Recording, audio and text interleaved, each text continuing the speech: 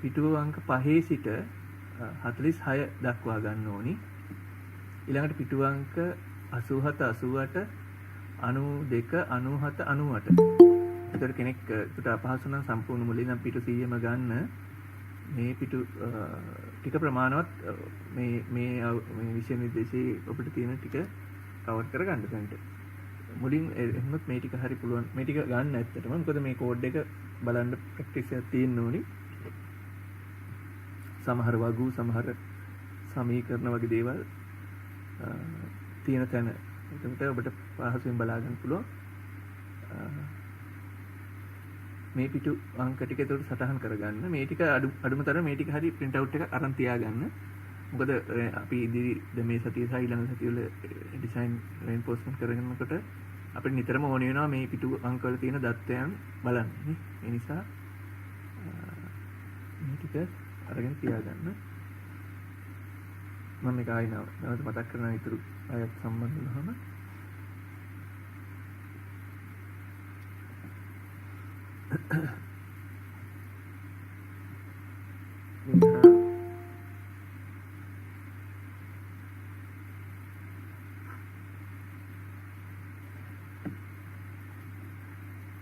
අපි අද reinforcement concrete වල අපි පහුගිය දවස්වල ඩිසයින් කරන beam design කියන තැනට එනකල් කතා කරා. ඉතින් එහා ටික තමයි අද විස්තර කරන්නේ. මේකෙදි මේ අපි මුලින් තේරුම් ගන්න ඕන කාරණා කිහිපයක් මම නැවත මතක් කරන්නම්. අපිට හම්බ වෙනවා සෙක්ෂන් වර්ග දෙකක්. මේ රූප සටහන අඳින්න යන්න එපා. මේ අපිට හම්බෙන්නේ beam design වල single reinforcement සහ double reinforcement කියන වර්ග දෙක. එතකොට මේ වර්ග දෙක අපි සරලව මෙතනින් සටහනක් දාගත්තොත් මේ රූප සටහන අඳින්න එපා. මීට වැඩි සරලව මම මෙතන එකක් අඳින්නම්. ඒක අඳගමු. මේක නෝට් එකේ මේක අපිට print out ගන්න පුළුවන්. අපි මේ විදිහට ගත්තොත්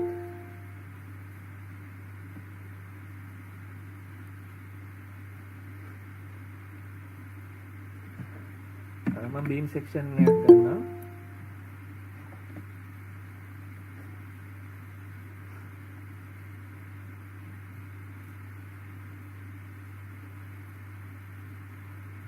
අපි මෙහෙම beam section එකක් ගත්තොත්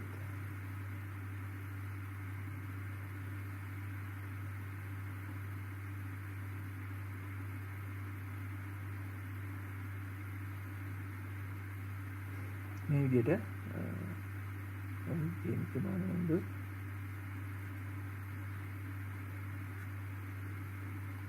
single reinforcement කිව්වොත් ඒකේ තේරුම මේ විදිහට කම්බි තියෙන්නේ ටෙන්ෂන් zone එකේ පමණයි.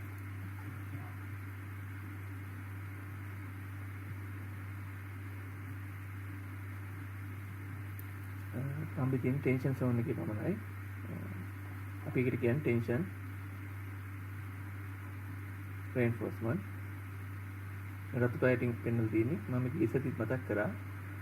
ඒකට මේ තියෙන්නේ single reinforcement. ඒකට මේක double reinforcement section එකක් කිව්වොත් ඒකේ ඇත්තටම තියෙන්නේ මෙන්න මේ tension reinforcement වලට අමතරව එයාගේ අනිවාර්යෙන් තියෙන්න ඕනි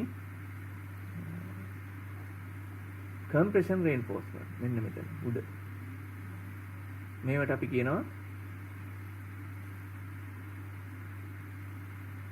compression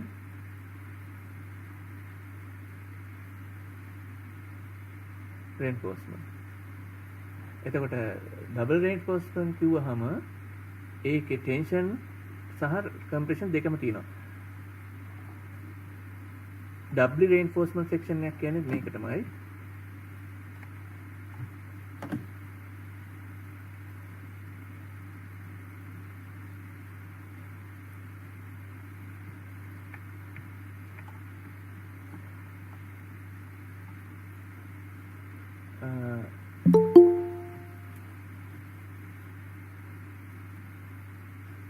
සටහන් ඒක සටහන් කරගමු අද මුලින්ම.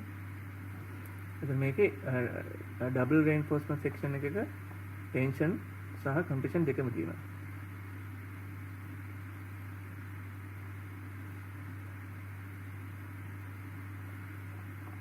කම්ප්‍රෙෂන් සෝන් එක උඩ තියෙන්නේ මේක සාමාන්‍ය අවස්ථාව ඒ කියන්නේ ෆික්ස් බීම් සහ සිම්පලි සපෝටඩ් බීම් කැන්ටිලීවර් එකේදී මේක මාරු වෙලා ඉන්නේ. කැන්ටිලීවර් එකේදී මේක උඩට මාරු වෙලා ඉන්නේ. ඒකට මේක අපිට සාමාන්‍ය හැඳින්වීමේදී කියන්න පුළුවන් ටෙන්ෂන් සිංගල් රේන්ෆෝස්මන්ට් සෙක්ෂන් එකක් වුත් ටෙන්ෂන් කම්බි මේ විදිහට විතරක් තියෙන ඩබල් රේන්ෆෝස්මන්ට් සෙක්ෂන් එකක් වුත් ටෙන්ෂන් ප්ලස් කම්ප්‍රෙෂන් දෙකම තියෙනවා. හැබැයි මෙතන මේ ස්ටිරප් එක අපිට බඳින්න ඕනි නිසා අපි සිංගල් රේන්ෆෝස්මන්ට් සෙක්ෂන් එකක වුණත් මේ විදිහට උඩට අඩුම තරමේ 10 හෝ 12 කම්බි දෙකක් යොදනවා ඩිසයින් එකේ කැල්කියුලේෂන් වලින් ආවි නැතත් ඒ යොදන්නේ මේ ස්ටිරප් එකක් බඳින්න ඕන නිසා මිස ස්ටිරප් කියන්නේ ෂියර් ලින්ක් නැත්නම් වෙන හේතුවක් නෙමෙයි. සටහන් කරගන්න ඉවරක් කියන්න.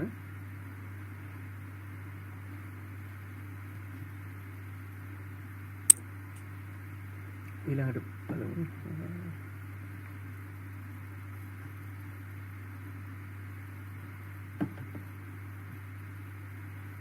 ස්ටිරප් සම්බන්ධයෙන් මේ ස්ටිරප් ටික අඳින්න එපා මුකුත්. ස්ටිරප් සම්බන්ධයෙන් ගත්තහමත් මේ වගේමයි ස්ටිරප් වර්ග කිහිපයක් තියෙනවානේ. මෙතන මේ පෙන්වලා තියෙනවා අපි සාමාන්‍ය භාවිතා කරන රෙක්ටැන්ගුලර් ෂේප් ස්ටිරප්. ඊට පස්සේ ඒ වගේ මේ ස්ටිරප් වල සම්බන්ධ වෙනවා. මේ ස්ට්‍රැප් වල මෙන්න මේ හුක් එක ඒක හරි වැදගත්. මෙන්න මේ හුක් එක බලන්න අපිට පේනවා ඇති මේක මේ විදිහට දැම්මොත් එහෙම මේ ස්ට්‍රැප් එක මේ විදිහට නමල ඉවරනාට පස්සේ මෙන්න මේ හුක් එක අපි සමහර තැන්වල ඔන්න ඔහම නිකම්ම මේ අංශක 90ට තිබ්බොත් මේක වැරදි. මේ ස්ට්‍රැප් එකේ හුක් එක අනිවාර්යෙන් මේ විදිහට ඇතුළට නැමෙන්න ඕනේ. මේක අපි කියනවා අංශක 135 ප්‍රමාණය කියලා. මේ විදිහට මේකට කියන්නේ අපි හුක් එක මෙන්න මේ කොටස ඇතුළට නැමෙන්න ඕනේ. ඒකට හේතුව තමයි මේ earthquake situation වලදී ඒ කියන්නේ භූමිකම්පා වගේ සිදුවීම් වලදී එහෙම නැත්නම් කොලම් එකට ලොකු horizontal load එකක් එද්දී මෙයා මේ ස්ටෙප් එක දිගහැරෙන්න බලනවා. ඒ දිගහැරීම වළක්ව ගන්න මෙන්න මේ විදිහේ හුක් එකක් විදිහට තමයි ස්ටෙප් යොදන්න ඕනි. මේක මොකුත් අඳින්න එපා.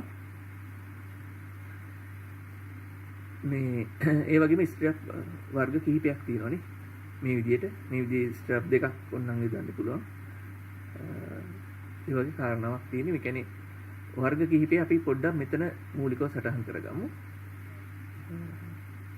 මෙතන පෙන්නලා තියෙනවා rectangular, circular, triangular, diamond, four legged ඒ කියන්නේ legs හතරක් තියෙන විදිහට single legs මේවා අපි ගන්නවා ගෙවල් වල දැකලා ඇති ලින්ටල් වල එහෙම අර උළුවස්සට උඩින් තියෙන පොඩි කොන්ක්‍රීට් එකක් දාන්නේ ගෙදරක උළුවස්ස සහ ජනේලේ ෆ්‍රේම් වර්ක් එකට උඩින් ඒකදී භාවිතා කරනවා මේ වගේ මේ single leg strap ඒ වගේ මේකත් stud කියන්නේ මේ ස්ට්‍රැප් වර්ගයක්. මේකත් ස්ට්‍රැප් එකක් මේ අයි අකුරක් වගේ තියෙන ඇණයක් වගේ අපිට තියෙන මේකත් ස්ට්‍රැප් වර්ගයක්.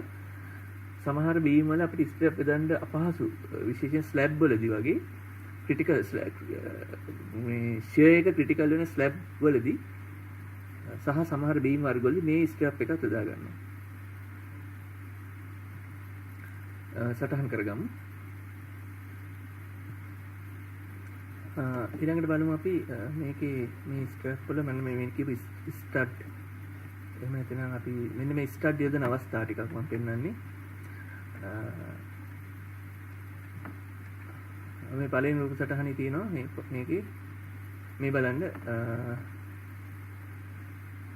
මේකේ මේ යම්කිසි මේක shear critical වෙන තැන මේ සිරස් අතර අපිට පේන ඇති නිකන් මේ සිරස් අතර තියෙන reinforcement කොටස උඩට plate කෑලි කිහිපයක් පාස් කරලා මේ තියෙන stud යොදලා තියෙනවා මෙතන shear එක balance කරගන්න. මට මේක පේන විදිහට මේක slab එකක slab එකක් සම්බන්ධ වෙන්න තැනක්. ඒ කියන්නේ shear critical වෙච්ච slab එකක් වෙන්න පුළුවන්.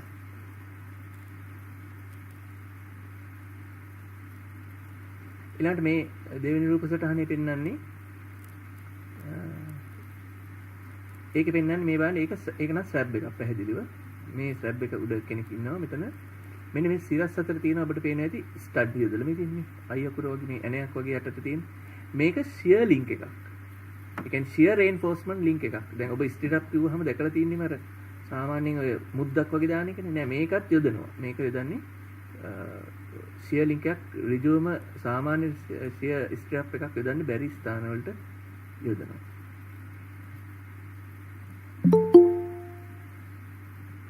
මේ රූප සටහනේ බලන්න මේකෙත් තියෙනවා shear stud යොදලා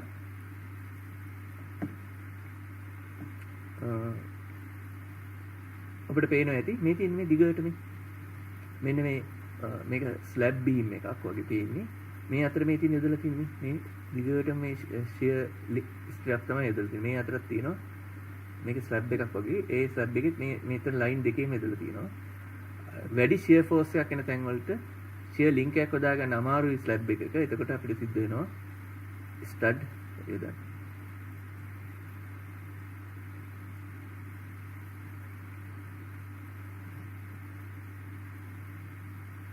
මේ ෆොටෝ එකෙත් පේනවා ඒක පැහැදිලිව. මේ තියෙන්නේ stud යොදලා තියෙනවා මේ ඇණයක් වගේ මේ ඇණයක් වගේ සිරස් අතර තියෙන එක.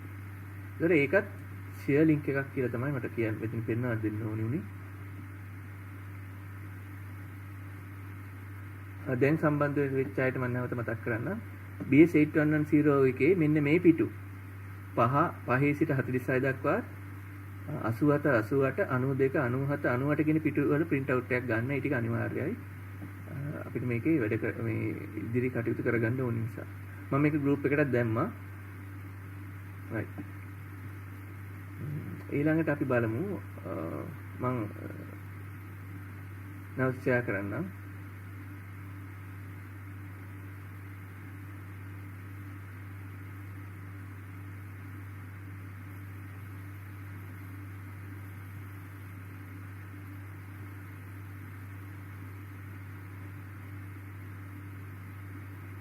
අපි ගිය සති කතා කරපු තැනට නැවත යනවා.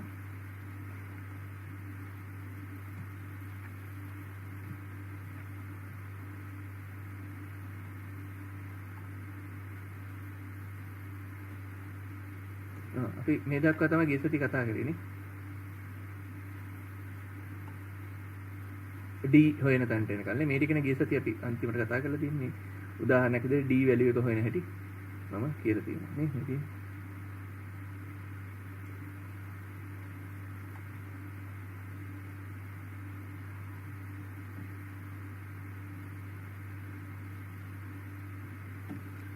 අද අපි උත්සාහ කරන්නේ මේ reinforcement equation ටික සටහන් කරගන්න. reinforcement වල equation design equation ටික ගන්නයි හදන්නේ. අපි මේ මම ගිය සතිත් මේ ගැන කිව්වා මේ steel වල සහ mild steel වල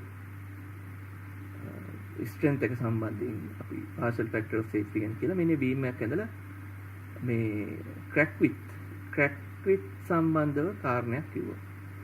ඒ කියන්නේ මේ reinforcement design කරනකොට ආකාර දෙකක් තියෙනවා. පළවෙනි ආකාරය තමයි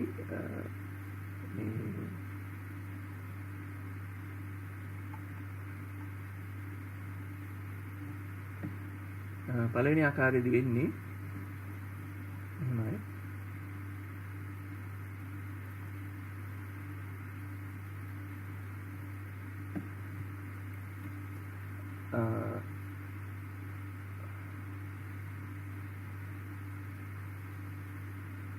normal structure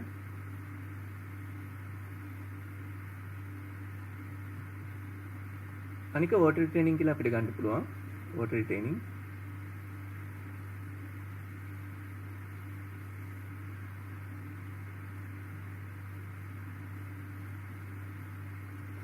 එතකොට මේකෙදි අපි භාවිතා කරන normal structures වලදී BS 8110 මේකට තව කෝඩ් තියෙනවා. water retaining structure වලට BS 8110 නෙමෙයි water retaining structure සඳහාම වැඩි දිනු කරපු කෝඩ් තියෙනවා. එතකොට මේ BS 8110 වලින් ඩිසයින් කරනකොට ඒක බේස් වෙනවා එක්තරා කාරණයක්. ඒකට අපි කියනවා crack width කියලා. ඒ කියන්නේ මේක section එක crack වෙනකොට ඒ crack වෙන section එකේ width එක ඒක අපි මේ විදිහට දක්වන්න පුළුවන් මට මෙන්න මේ විදිහට. මෙතන පෙන්නලා තියෙනවා බලන්න. මේ beam එකේ beam එකක් crack වෙනකොට මෙන්න මේ crack spacing කියන්නේ crack දෙකක් අතර දුර. crack width කියලා කියන්නේ අපිට පේනවා ඇති crack එකේ මෙන්න මේ අවසාන පළල. crack එකේ අවසාන පළල. එතකොට ඒක 0.3ක් දක්වා ඉඩ දෙනවා normal reinforced concrete structural design වලට. හැබැයි water retaining structure එකක් කරනවා නම් ඒක 0.2 මිලිමීටර විතරයි ඉඩ දෙන්න පුළුවන්. ඒකට අපි කරන ඩිසයින් වල 0.3 මිලිමීටර 0.3ක crack එකක් දක්වා ලිමිට් කරලා තමයි කරන්නේ. හැබැයි water retaining එකක් කරනවා නම් ඒක 0.3 බෑ 0.2ක් වෙන්න ඕනේ. ඒකට හේතුව මම පැහැදිලි කරන්න. මේක ඉක්මනට අඳගන්න. වැඩි වෙලා ගන්න එපා. ඔයා දැන් ඉතුරු 100ට තව 10ක් 15ක් තියෙනවා. අරයා කියපු දෙයට තව එහා ටිකක්. හොඳයි. ඔයාත් අහලා තියෙනවා කියන්නේ පොඩ්ඩක් හරි ඔය ගැන.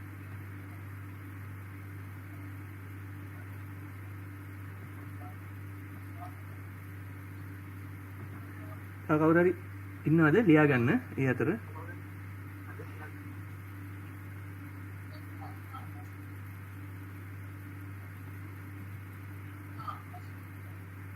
මේක නහලා මේක ඇත්තටම හේතුව වෙන්නේ මේ කොන්ක්‍රීට් මිශ්‍රණය හයි වුණාට පස්සේ මේ අපි ගත්තොත් water retaining structure එකක 0.2 තියෙද්දී මේකේ වතුර ලීක් වීම වෙන්න පුළුවන් මේ crack එකෙන්. හැබැයි මේ crack එකෙන් අපි ගත්තොත් මෙහෙම දැන් වතුර පුරවල තියෙන උඩ නම් මෙහි තියෙන වතුර බිඳුව මෙහෙම ටික ටික ඇවිල්ලා මේක හරහා මෙහෙම ඇවිල්ලා මෙහෙම මේ crack එකෙන් වැටෙනවා ටික ටික. මේ වැටෙද්දී මේ වාතයේ තියෙන මේ කාබන් ඩයොක්සයිඩ් මේ කොන්ක්‍රීට් වල තියෙන කැල්සියම් සමග ක්‍රියා කරලා කැල්සියම් කාබනේට් හැදෙනවා. ඒ කැල්සියම් කාබනේට් හැදුනහම ඒ කැල්සියම් කාබනේට් කාලයක් යද්දී ටික ටික හයි වෙනවා. ඒ කියන්නේ ඝනීභවණය වෙනවා. ඒ ඝනීභවණය වුණාට පස්සේ මේක ස්වභාවිකවම මෙන්න මේ 0.2ක පරතරය සීල් වෙනවා. හරිද? ඒ කියන්නේ වැහිලා යනවා. වතුර ටැංකියක මුලදී තිබුණා චූටි ලීක් එකක්. ඒ කියන්නේ වතුර බිඳුව වගේ එහෙම නැතිනම් කාන්දු වීමක් වගේ. නමුත් මේ crack width එක 0.2ට හෝ 2ට අඩු නම් වෙන්නේ කාලයක් යද්දී ඒක සීල් වෙනවා. ඔබ දැකලා ඇති වතුර ටැංකිය යට වතුර බිඳු බිඳු වැටෙන තැන්වල නිකන් සුදු පාට ඝනීභවණය වෙච්ච නිකන් හරි තද සිමෙන්ති කුට්ටියක් වගේ රවුමක් වගේ හැදිලා තියෙනවා දැන්. දැකලා තියෙනවද කවුරුද? වතුර ටැංකිය යට ඔය ඉස්කෝලවල එහෙම නැත්නම් පොදු ගොඩනැගිලි වල තියෙන සිමෙන්ති වතුර ටැංකිය යට එහෙම නැත්නම් මේ මෙන්න මෙහෙම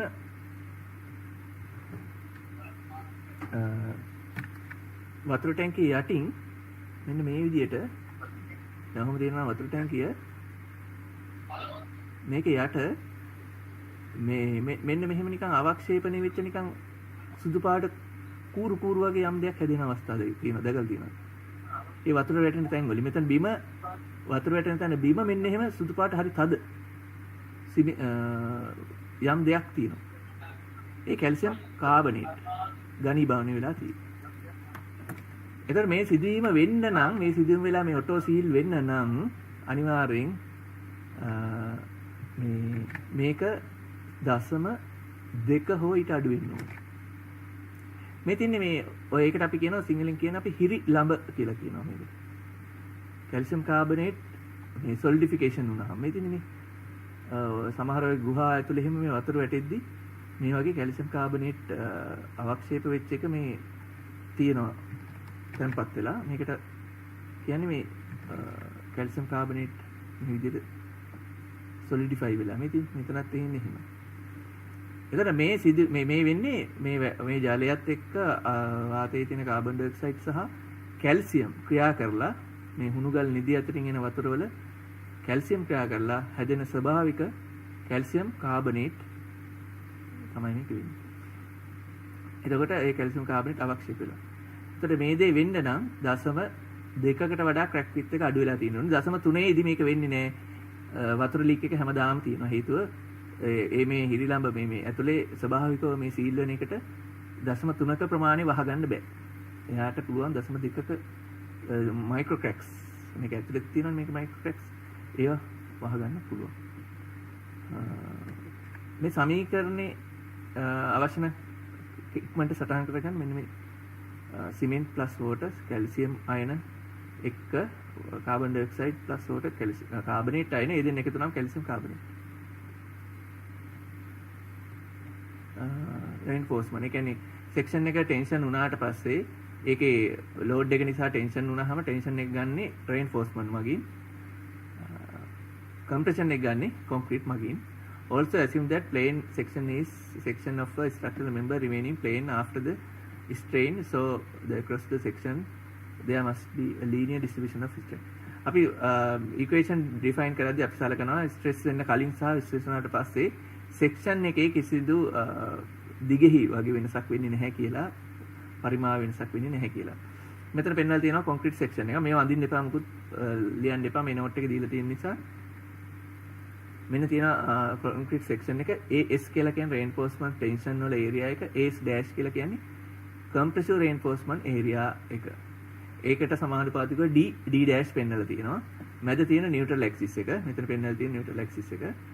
දැන් neutral axis එකේදී මේ පළවෙනි අවස්ථාවේ මම මෙතන strain එක පෙන්වලා තියෙනවා. අපිට නමුත් මේ strain එකෙන් පස්සේ මේ ස්ට්‍රෙස් එක වැදගත් වෙන්නේ. මේ ස්ට්‍රෙස් ඩයග්‍රෑම් එක පළවෙනි එක මෙන්න එක ස්ට්‍රෙස් ඩයග්‍රෑම් එක මේ තියෙන ස්ට්‍රෙස් ඩයග්‍රෑම් එක ස්ට්‍රෙස් ඩයග්‍රෑම් එකෙන් අපිට ගන්න පුළුවන් මේ නියුට්‍රල් ඇක්සිස් එකෙන් උඩ කොන්ක්‍රීට් සෙක්ෂන් එක ස්ට්‍රෙස් වෙන නිසා ඇති වෙන ස්ට්‍රෙස් ඩිස්ට්‍රිබියුෂන් එක මේ විදිහට මේක මෙහෙම සරලව ඇඳට ඇත්තටම මේක වෙන්නේ රෙක්ටැන්ගුලර් පැරබොලික් ෂේප් එකකින්. ඒ කියන්නේ දෙක කියන අවස්ථාවෙන් තමයි ඇක්චුවල් සිටුේෂන් එකේදී වෙන්නේ. හරිද? මේක වෙන්නේ මේ ඇක්චුවල් පැරබොලික් එකක් වෙන්නේ. එතකොට ඇක්චුවල් පැරබොලික් එක සිම්ප්ලිෆයි කරනවා 3 කියන අවස්ථාවට.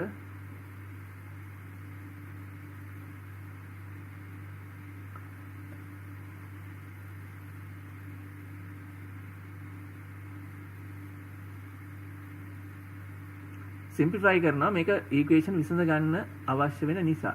ඒ විසඳන්න අවශ්‍ය වෙන නිසා අපි මේක සිම්ප්ලිෆයි කරනකොට මෙන්න මුලදී තිබිච්ච මෙන්න මේ x දුර පොඩ්ඩක් අඩු වෙනවා. ඔබට පේනවා ඇති මේ x දුර තිබුණේ මෙන්න මෙතනට අදාළවනේ මෙහෙම.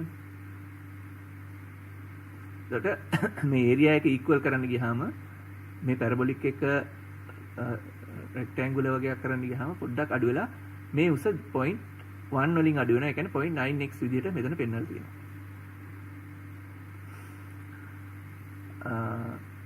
මේක එතකොට compressive stress එක කම්බි වලින් දෙන්නේ tensile strength එක. එතකොට මේ concrete section එකේ තියෙන compressive stress එක කම්බි වලින් ලබා දෙන tensile stress එකට සමාන කරාට පස්සේ තමයි අපිට මේ equation එක develop කරගන්න පුළුවන් වෙන්නේ.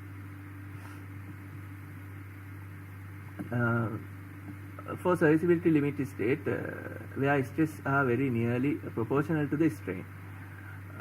Ultimate limit state distribution of the failure when compressive strains are within the plastic range.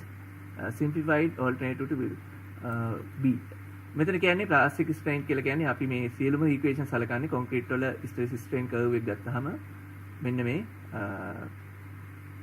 සීමාවට යටත්ව තියෙන එක. ඊට පස්සේ අපි බලමු මේක කොහොමද හදාගන්නේ කියලා. මේක සරලව මම ඊට පස්සේ ගන්නම්. කියන්න අපි මෙතන ස්ට්‍රෙස් බ්ලොක් එක නැවත ඇඳලා තියෙනවා. 0.9x කියන තැනට ඔබේ printed note එකෙත් මෙන්න මෙතන මේක highlight කරගන්න 0.9x කියන එකට දාලා තිනවා s කියලා අරන් තියෙනවා. මම highlight කරනවා. මොකද ලියන්න එපා. ඔබ මේක නිකන් බලාගෙන ඉන්න. මොකද third year ඔබ මේක කරලා තියෙනවා සහ note එක මේ 0.9x කියන එකට සංකේතයක් දෙන s කියලා. එතකොට මේ ස්ට්‍රෙස් එක සම්පූර්ණ මේකේ අගයක් විදියට ගත්තොත් මේ උස තමයි මේ මෙන්න මේ උස දුන්නේ මේ s කියලා. මෙන්න මේ දුර ස්ට්‍රෙස් බ්ලොක් එකේ මෙන්න මේ දුර 0.670 FCU divide by gamma m equal 0.45. මේක අපි ගිය සති හදාගත්තා. මෙන්න මේ 0.45 කියන එක මම ඔයාලට පෙන්නලා හදාගත්තා. බලමු මේක හදපු තැන.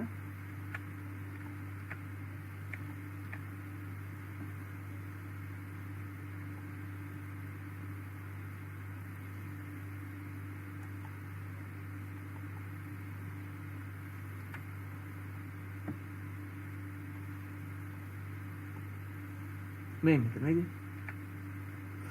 අපි මේ ස්ට්‍රෙස් බ්ලොක් එකේ partial factor of safety එකෙන් බෙදලා A නාගේ simplify කරලා මෙන් බලන්න මෙතන 0.45 FCU කියලා මේ හදාගෙන තියෙනවා.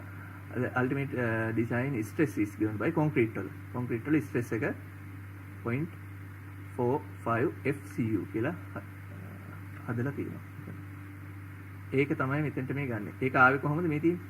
maximum වගේ අරගෙන that's why I FCU divide by gamma m.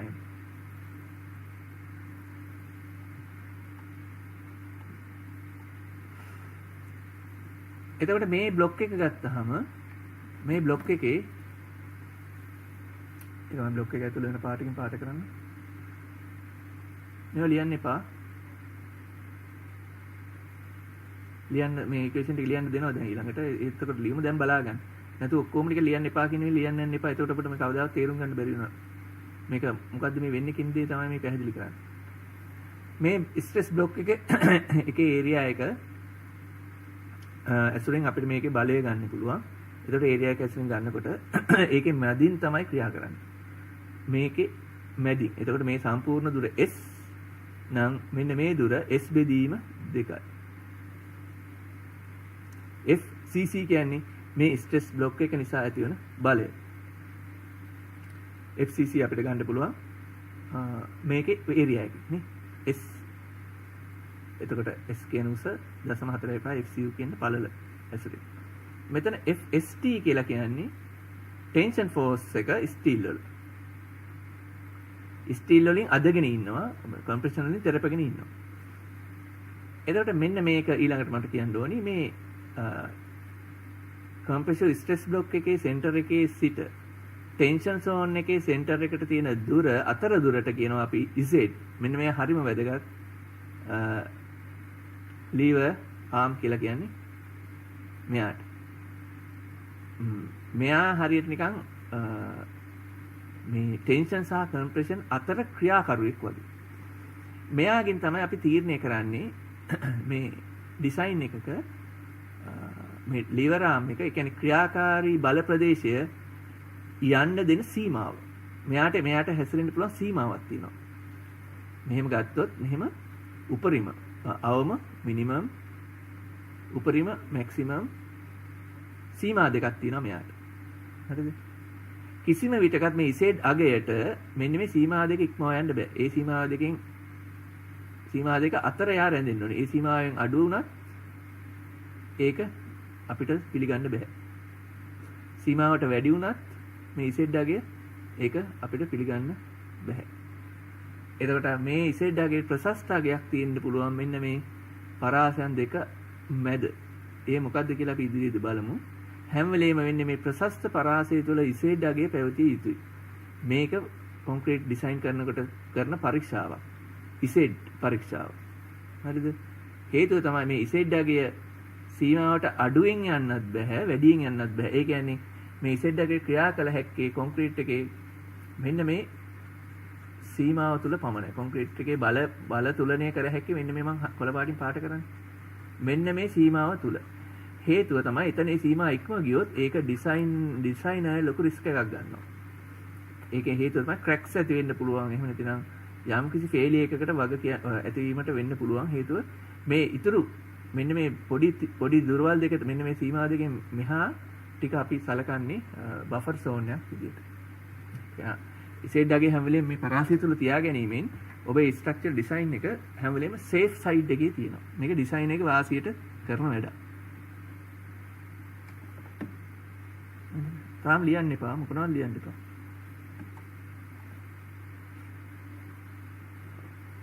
ඔබේ නෝට් එකේ ඊට පස්සේ බලන්න මේ අපි මුලින්ම සිංගල් රේන්ෆෝස්මන්ට් සෙක්ෂන් එකක් ඩිසයින් එක ගැන කතා කරන්නේ. සිංගල් රේන්ෆෝස්මන්ට් රෙක්ටැන්ගුලර් සෙක්ෂන් එකක්. රෙක්ටැන්ගුලර් කියලා කියන්නේ මේ වගේ ඍජු කොනාස්ත්‍රාකාර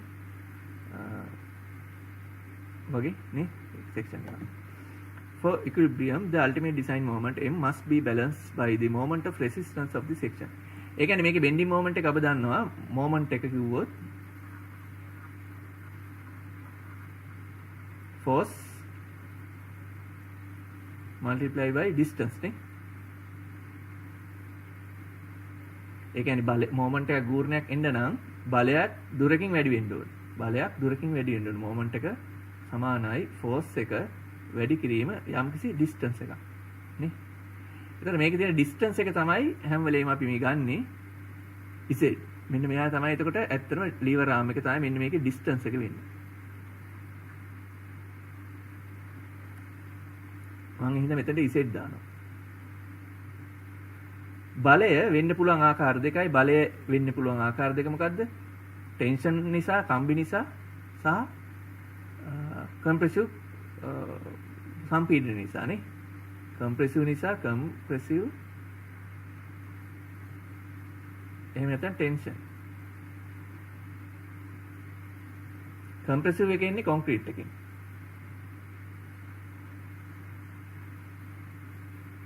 කොන්ක්‍රීට් එකේ සම්පීඩනයෙන් තමයි කම්ප්‍රෙසිව් ෆෝස් එකක් එන්නේ. ටෙන්ෂන් එකේ ඉන්නේ ස්ටිල් වලින්. එතකොට මේ ඉක්වේෂන් එක හදනවා කියලා කියන්නේ කරන්නේ මොකද්ද? ස්ටිල් වල බලය එයාගේ ඉසෙඩ් වලින් වැඩි කරලා ඒ ගූර්ණය සමාන කරනවා. කම්ප්‍රෙසිව් ඒ කියන්නේ කොන්ක්‍රීට් වලින් එන කම්ප්‍රෙසිව් බලය එයාගේ ඉසෙඩ් වලින් වැඩි කරලා එන අගයට. ඒක තමයි මෙතන මේ කරන්නේ මේ FCC කියලා කියන්නේ. මෙන්න මෙහා කොන්ක්‍රීට් වලින් දෙන කම්ප්‍රෙසිව් ෆෝස් එක FCC. FST කියන්නේ ස්ටීල් කියන එක. මේ ස්ටීල්. ස්ටීල් වල මෙන්න මේ අගේ ටෙන්ෂන් එකෙන් දෙන F ස්ටීල් ඉසෙට් වැඩි කරනවා. මේක තමයි මූලික සමීකරණය. මේ A කියලා හඳුන්වලා තියෙන මූලික සමීකරණය. සමීකරණ නෙමෙයි ඇත්තටම ගූර්ණය ලියලා තියෙනවා. කොන්ක්‍රීට් වල කම්ප්‍රෙසිව් ෆෝස් එක multiply by Z. ඒකම අපිට ලියන්න පුළුවන්. ටෙන්ෂන් ෆෝස් එක multiply by Z. එතකොට මේ සෙක්ෂන් එක සමතුලිතව තියෙනවා කියන්නේ මොකද්ද? කම්ප්‍රෙසිව් කොන්ක්‍රීට් වල කම්ප්‍රෙසිව් ෆෝස් එකෙන් ඇති කරන ගූර්ණය කම්බි වල ටෙන්ෂන් ෆෝස් එකෙන් ඇති කරන ගූර්ණයට තුලිත වෙලා තියෙනකල් මේ බීම් එක කඩා වැටෙන්නේ නැතුව හොඳින් තියෙනවා කියන දේ තමයි මෙතන කියන්නේ.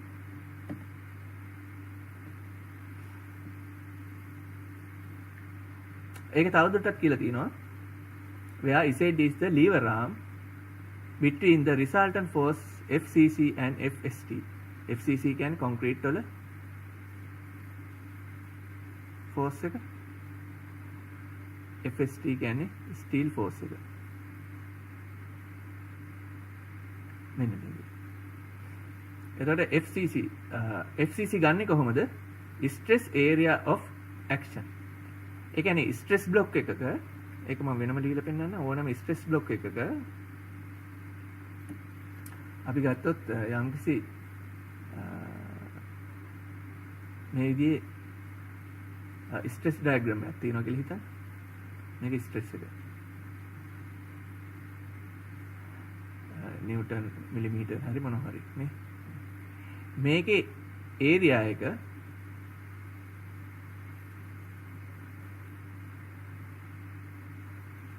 එක කියන්නේ ෆෝස් එකක්. බලය. මේකෙන් ගන්න පුළුවන් අපිට බලය කොහොමද ගන්නෙ? මේකෙන් ඇති වෙන බලය F කියන බලය ගන්නෙ මේකේ ඒරියා එක අපි හොයාගත්තොත් ඒක සමාන වෙනවා බලයට. ස්ට්‍රෙස් බ්ලොක් එකේ ඒරියා එක කියන්නේ ඇත්තටම බලයක් විදියට සලකන්නේ. එතකොට අපිට මේ FCC ගන්න පුළුවන්. FCC කිව්වහම 0.44.5 FCU වරක් BS කියලා අරගෙන තියෙනවා. 0.45 FCU වරක් BS. 0.45 FCU කියන්නේ මෙන්න මේ පළල. S කියන්නේ මේ උස නේ. ඉතින් B කියන්නේ මොකක්ද? 0.45යි මෙන් බලන්න. දැන් මෙතන මේ ස්ට්‍රෙස් බ්ලොක් එකේ කොහොමද තිබුණේ? ස්ට්‍රෙස් බ්ලොක් එකේ මෙතන S කියන්නේ මෙන්න මේ උස. සරි.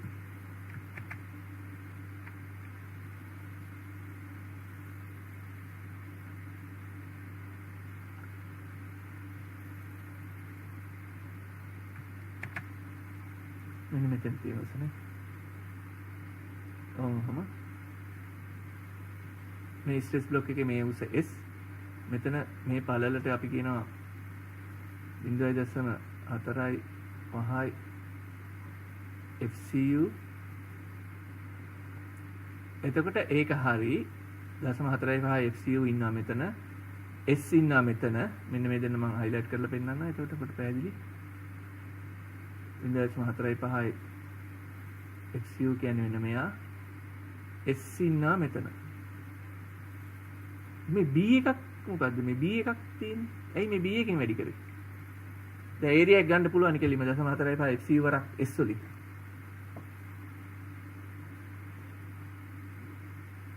කාට හරි කියන්න පුළුවන් ඇයි මේ B වලින් වැඩි කරලා තියෙන්නේ?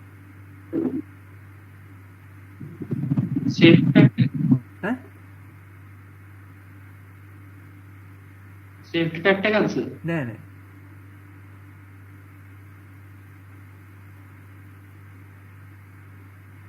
තව කවුද?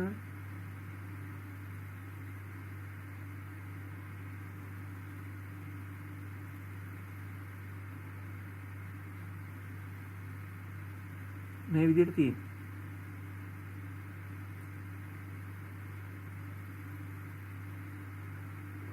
මේක කිව්වොත් සෙකන්ඩ් ඉයර් ෂියර් ස්ට්‍රෙස් කොටස හරියටම ඉගෙනගෙන තියෙන ළමයි.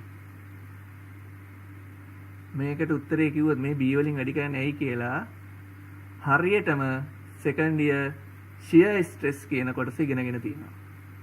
මේ ස්ට්‍රෙස් එක ස්ට්‍රෙස් රාවය ස්ට්‍රෙස් ෆීල්ඩ් කියන එක හරියටම ඉගෙනගෙන තියෙන්න ඕනේ මේ කියන්නේ. ඒ කියන්නේ ස්ට්‍රක්චරල් සෙකන්ඩ් ඉයර් එකේ මේක ඔබට අහු වෙනවා අනිවාර්යයෙන්. මේ ස්ට්‍රෙස් ෆීල්ඩ් එක නැත්නම් අපි කියන්නේ චුම්බක ශ්‍රාවයක් වගේ කියලා කියන්නේ චුම්බක ශ්‍රාවය කියන්නේ ෆීල්ඩ් එකක්. ඒ වගේම ස්ට්‍රෙස් එකේ තියෙන ෆීල්ඩ් එකක් විදිහට. කාට හරි කියන්න පුළුවන්ද මේක මේ B වලින් ඇයි මෙතන වැඩි කරේ කියලා?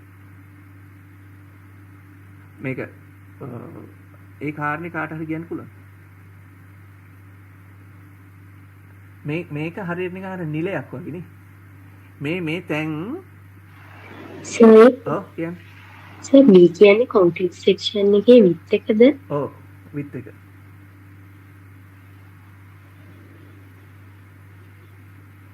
එතකොට ඔයා කියන්න මට එහෙනම් ඇයි මේ එතන B වලින් වැඩි කරන්න හේතුව? විත් එකෙන් වැඩි කරේ ඇයි? සර් ඒකේ කම්ප්‍රෙසිව් ෆෝස් එක ඔය කම්ප්‍රෙසිව් ෆෝස් එක තමයි දැන් හොයන්න යන්නේ. දැන් කම්ප්‍රෙසිව් ෆෝස් එක එන්නේ ස්ට්‍රෙස් බ්ලොක් එකේ ඒරියා එකකින්. එතකොට ඒරියා එකේ නෝනේ 0.45 FCU වැඩි කරාම S වලින්. ඇයි මේ ආයි B එකකිනුත් වැඩි කරගෙන තියෙන්නේ?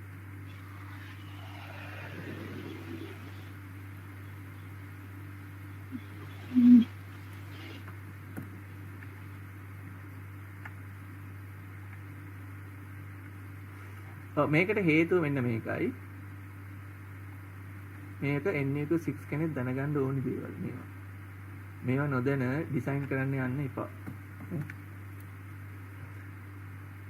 මේක හැබැයි සෙකන්ඩ් ඉයර් ප්‍රශ්නයක් මේ තියෙන්නේ. සෙකන්ඩ් ඉයර් ඉගෙන ගන්න ඕනි දෙයක් මෙතන තියෙනවා. අපි බීම් එක ගත්තාම මෙහෙම බීම් එකක් සැලකුවාම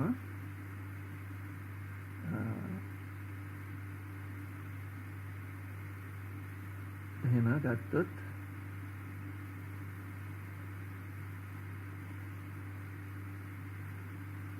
මේ බීම් එකේ ස්ට්‍රෙස් එක මේ බීම් එක බෙන්ඩ් වෙනකොට මේ අතර මෙන්න එහෙම බෙන්ඩ් වෙනකොට මේ බීම් එකේ ඇතුළේ ඇතුළේ ස්ට්‍රෙස් එක. හරිද? මේ ස්ට්‍රෙස් එක ස්ට්‍රෙස් ඩයග්‍රෑම් එක අඳින්න කිව්වහම ඔබ කරන්නේ මෙන්න මෙහෙමනේ කරන්නේ. බීම් එක කොහොම ඇඳලා බීම් එක හරස් කරේ. හරිද? ඇඳලා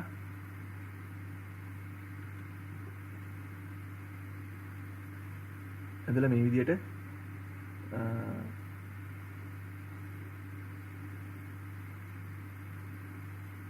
මේක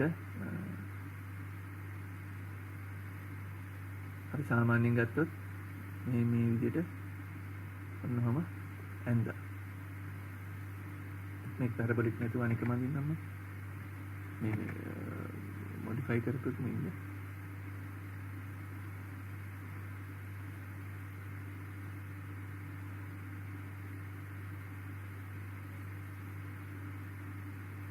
මේ මඳින්නක ඔයාලට තේරෙන්න මොකද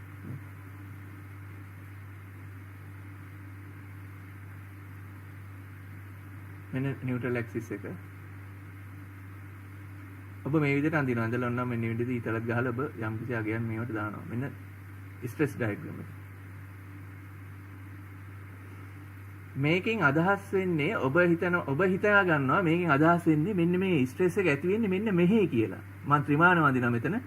ඔබට නිකන් හිතනවා නේ දැන් මේ සෙක්ෂන් එක ඇඳලා තියෙනවා මෙහෙම මේක ස්ට්‍රෙස් එක ඇඳලානේ. මේක ඇති වෙලා තියෙන්නේ මෙන්න මෙහෙම ස්ට්‍රෙස් එකක් මේ ඇති වෙලා තියෙන්නේ කියලා. ඔබ හිතනවා මෙන්න මේක මෙහෙම ඇති වෙන්නේ කියලා. මේ පැත්තේ මේ විදිහට. මේ පැත්තයි මෙයාගේ ඉන්නේ පැත්තෙන්නේ.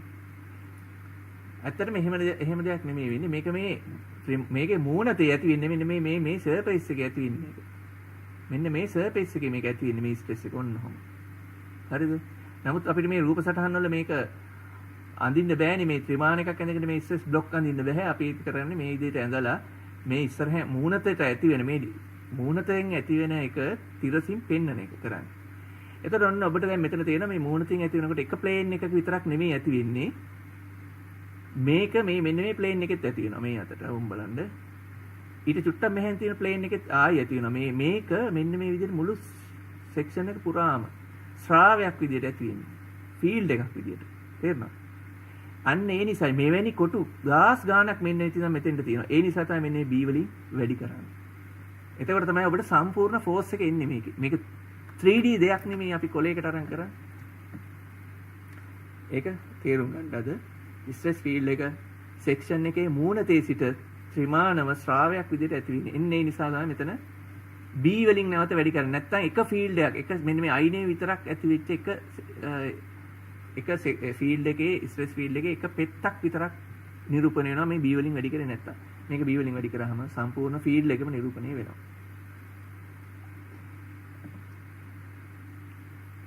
right ඒක තමයි මෙතන මේ කරලා තියෙන්නේ. ඊට පස්සේ මෙතන ඉසෙඩ් අගය මේ බලන්න ඉසෙඩ් අගය ඉසෙඩ් කියලා තියෙනවා මෙතන පෙන්නලා. ඉසෙඩ් කියන්නේ FCC මේ ෆීල්ඩ් එකේ ෆෝස් එකට සිට ටෙන්ෂන් සෝන් එකට තියෙන දිග. මම මෙන්න කොළ පාටින් පෙන්නන්න මෙන්න මෙතන මේ. ලියන්න එපා තාම මොනවද. එතකොට මේ ඉසෙඩ් කියන එක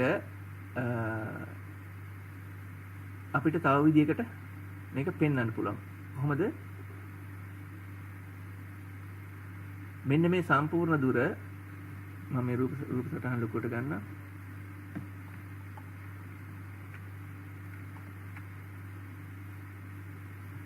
මෙන්න බලන්න මෙතන පෙන්වලා තියෙනවා ඉසෙඩ් තියෙනවා මෙහෙම. මේ ඉසෙඩ් කියන්නේ මෙතන ඉඳන් මෙතන දුර. මේ සම්පූර්ණ දුරට අපි කිව්වා මෙතන ඉඳන් මෙතෙන්ට S කියලා. S කියනවා නම් මෙන්න මේක S බෙදීම 2යි. ඉස්සලින් බාගෙන මෙතෙන්ටත් S බෙදීම 2යි. එතකොට මෙන්න මේ S බෙදීම 2 කියන එක මම මෙහෙමම ගන්නවා මෙතෙන්ට මෙන්න මෙහාට. මේ Z කියන එක මට ලියන්න පුළුවන් D වලින් මෙන්න මේ ටික අඩු කරලා. මොකද Z ගන්න මෙතෙන්ටමනේ මේ මෙතෙන්ට නෙමෙයි. මේ බාන. Z මම ලියනවා D වලින් යම් කිසි ටිකක් අඩු කරලා. යම් කිසි ටික තමයි මෙන්න මේ ටික. මෙන්න මේ ටිකනේ. ඕම් ඔය ටික ඔන්න. ඒ කියන්නේ Z ලියන්න පුළුවන් නේ D කියන්නේ මෙතෙන්ට දුන්නනේ. D වලින් S බෙදීම 2ක් අඩු කරලා. මට Z ලියන්න පුළුවන් කෙසේද මේ D දුරෙන් S බෙදීම 2ක් අඩු කරලා මම මෙතන මේ ලියන්න පුළුවන් කියන එක මේ පෙන්නනවා.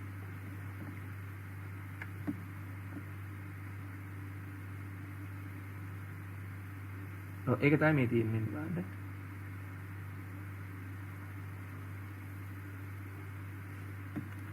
ඊට පස්සේ මේ මොමන්ට් එක මෙන්න මේ කොටසෙන් ගන්නවා මෙන්න මේකෙන්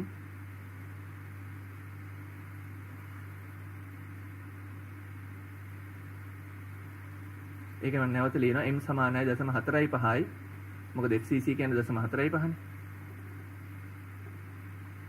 FCC කියන්නේ 0.45 නේ මේ ලියලා තියෙන්නේ FCC වැඩි කිරීම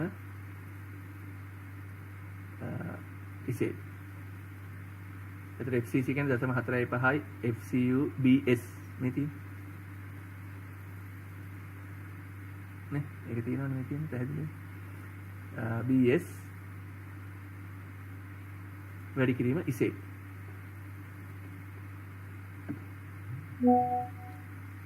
ඊට පස්සේ මොකද කරන්නේ මේකේ බාන්නේ ඊළඟ පියවරට යනකොට S අයින් වෙලා තියෙනවා කොහොමද S අයින් උනේ මෙන්න මෙතන S ආදේශ කරලා අරගෙන ඒ කියන්නේ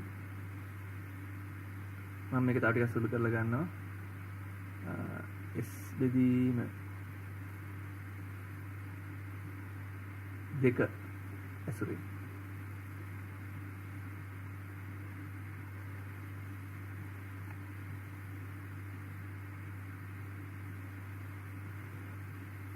බෙදීම 2 ඇසුරින් මෙන්න මේ දක්වා ටික මම ඔබට දෙන්නම් දැන් සටහන් කරගන්න පුළුවන් විදිහට තව ටිකක් පැහැදිලි කරලා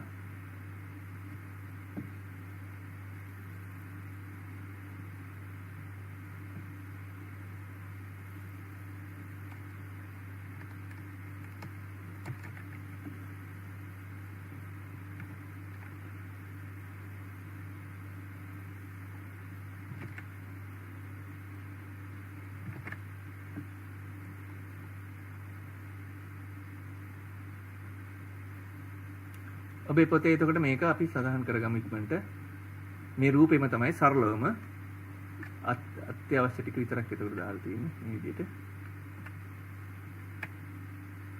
පැහැදිලිවනේ සටහන් කරගමු මේ ඇත්තට මේ ගූර්ණ සමාන කිරීමක් කරන්නේ මේ පියවරෙන් පස්සේ කියන්නේ කම්ප්‍රෙසිව් ෆෝස් එක නිසා ඇති වෙන ගූර්ණයට තුලිත වෙන්න ඕනි ටෙන්ෂන් එක නිසා ඇති වෙන ගූර්ණය සෙක්ෂන් එක ස්ටේබල් තියෙන්න නම් ඊට පස්සේ මම ගන්නවා මේ මොමන්ට් එක මට ලියන්න පුළුවන් මෙහෙම force multiply by distance නේ මම මුලින්ම compressive කියන එක ගන්නෙ compressive කියන එක මේ අරගෙන තියෙන්නේ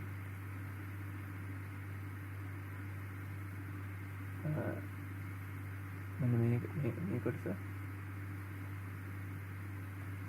ඉතින් එතකොට FCC කියන්නේ 0.45 FCU S B වැඩි කිරීම ඉසෙට් කියන එක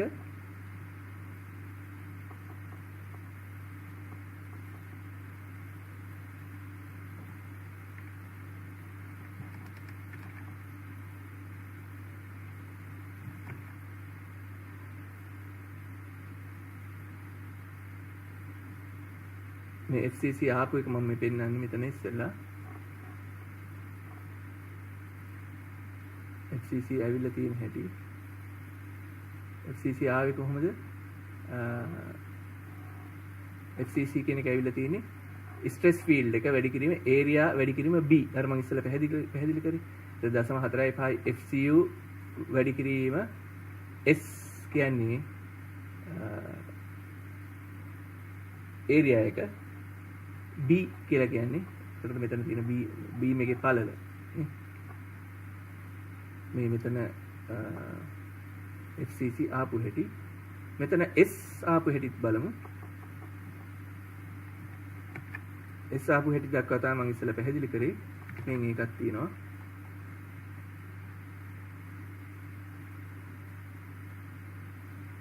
ඉසෙඩ් ඇසුරෙන් තමයි අපි S උක්ත කරන්නේ.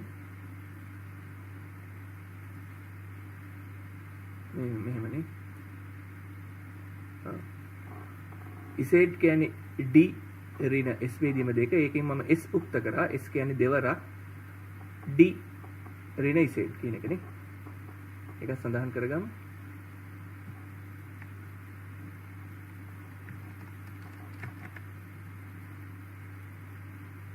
ලියා නිවර්ණ කියන්නේ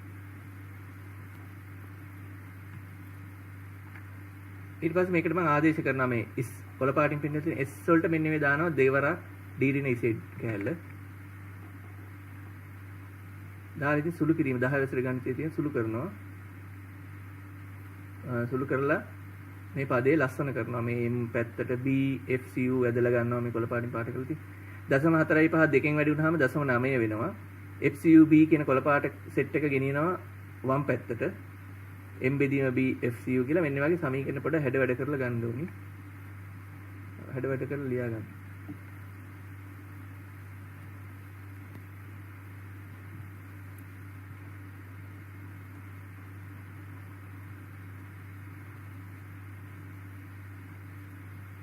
එක සැරයක් D වලින් බෙදුවා ආයි බෙදනවා තව සැරයක්.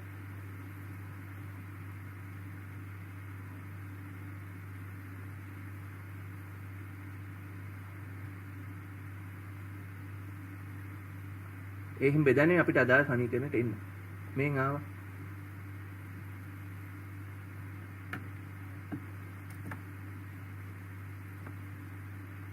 ලියා නිවර්ණ කියන්න. දෙවෙනි සමීකරණේ ගණ්ඩායි හදන්නේ. මෙන්න එහෙම කරාට පස්සේ මෙන්න මේ M බෙදීම BD වර්ග FCU කියන එක හින තඩි කොටසක් නේ. මෙන්න මේ කොටසටම ලස්සන නමක් දෙනවා. මොකද්ද? ඒකට කියනවා අපි K කියලා. K කියලා කියන්නේ මෙන්න මේ K කියලා අපි හඳුන්වලා දෙනවා මෙන්න මේ සෙට් එකටම. අන්න ඔබට එතකොට එහා පැත්තේ ඉතා පැහැදිලිව ලියා ගන්න ඵල ඉක්වේෂන් 1 විදියට